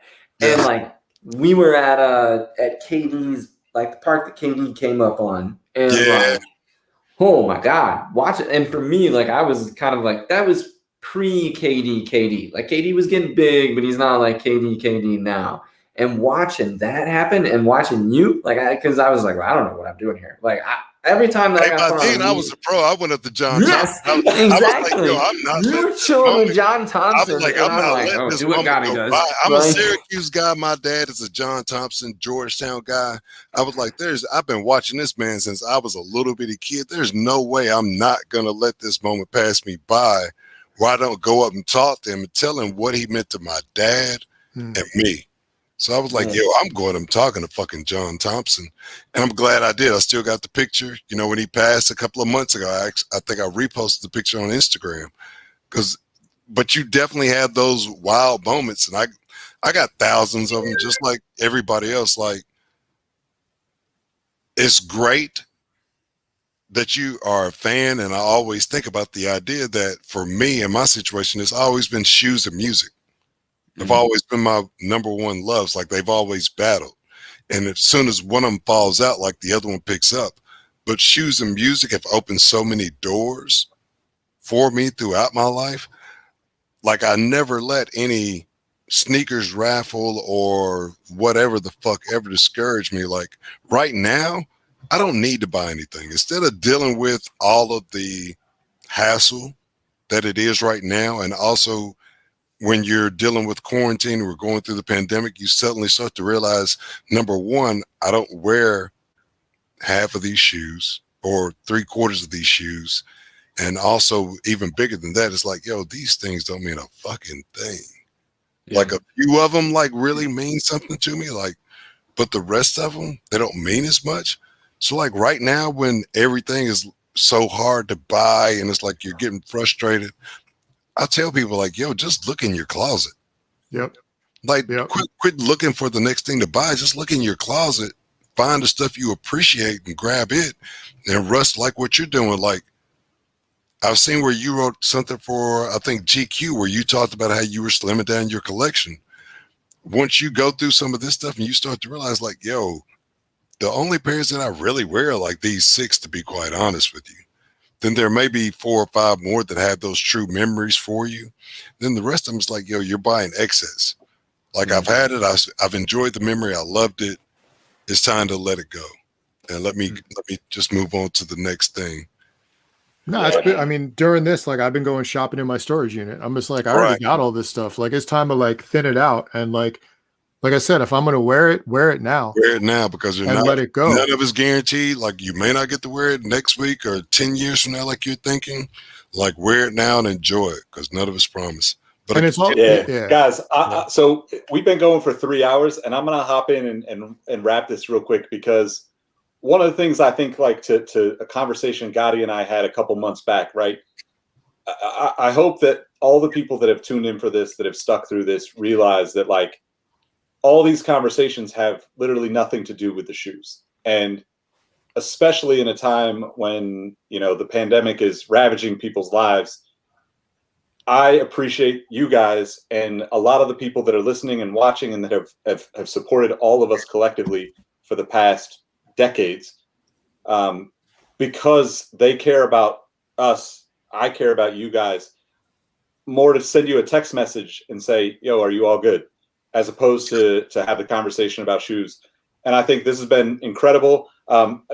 Alex already texted and said we got to get a text chain started with all of us. That's my lasting note. Yeah. I think, like, you know, this has been incredible, because to Russ's point, and you know, to Gotty's point about like dealing with this is something I want to continue to talk about, right? Because I'm processing that too, right? It's just about, as you grow as a person, and you know, Russ, I told Russ a couple months ago too, I have the same bag of, it's not a Supreme bag, but I got a same bag of press badges and access things that it's just like, those are the memories to me. It's not all the bigger physical things, right? I got them on the shelf over there. I got a whole stack of them as well. And you know, just to reiterate too, thank you guys for taking the time. Obviously, I didn't expect it to go this long, but I do think that as much as like we all appreciate our own memories and can share this stuff as friends, there are a lot of people out there that feel super connected to us because of the stuff we've done. And I just want to shout them out too, because honestly, that's what keeps it going for me and keeps me motivated. And honestly, it's guys that you know, guys like you that reach out when shit is tough and say, yo, you guys are pulling me through this the same way that I'm trying to figure out how to pull myself through it, you know? So it's been honestly like one of the best conversations of my life. I never expected it to go this long. Honestly, I feel like I need a smoke break, just like Gotty. It's been, I mean, I haven't smoked in. I'm gonna make a drink after this. I'm not gonna lie to you. There's no way I'm going to sleep. Yo, shout out to I gotta lose that. Yo, to the comment section. I swear I've been wanting to reply to you, but every time I don't have an account, so I was trying to log in. The one time I tried to get over there and log in and reply, I actually got booted out of the chat. So I was like, fuck that shit. I talked to him. But I appreciate all of y'all. Like, I've been reading along and sitting there smiling and pointing back and forth at Brett, like, yo, and texting him, like, read that comment. I appreciate everybody for hanging in there with us. I definitely appreciate it.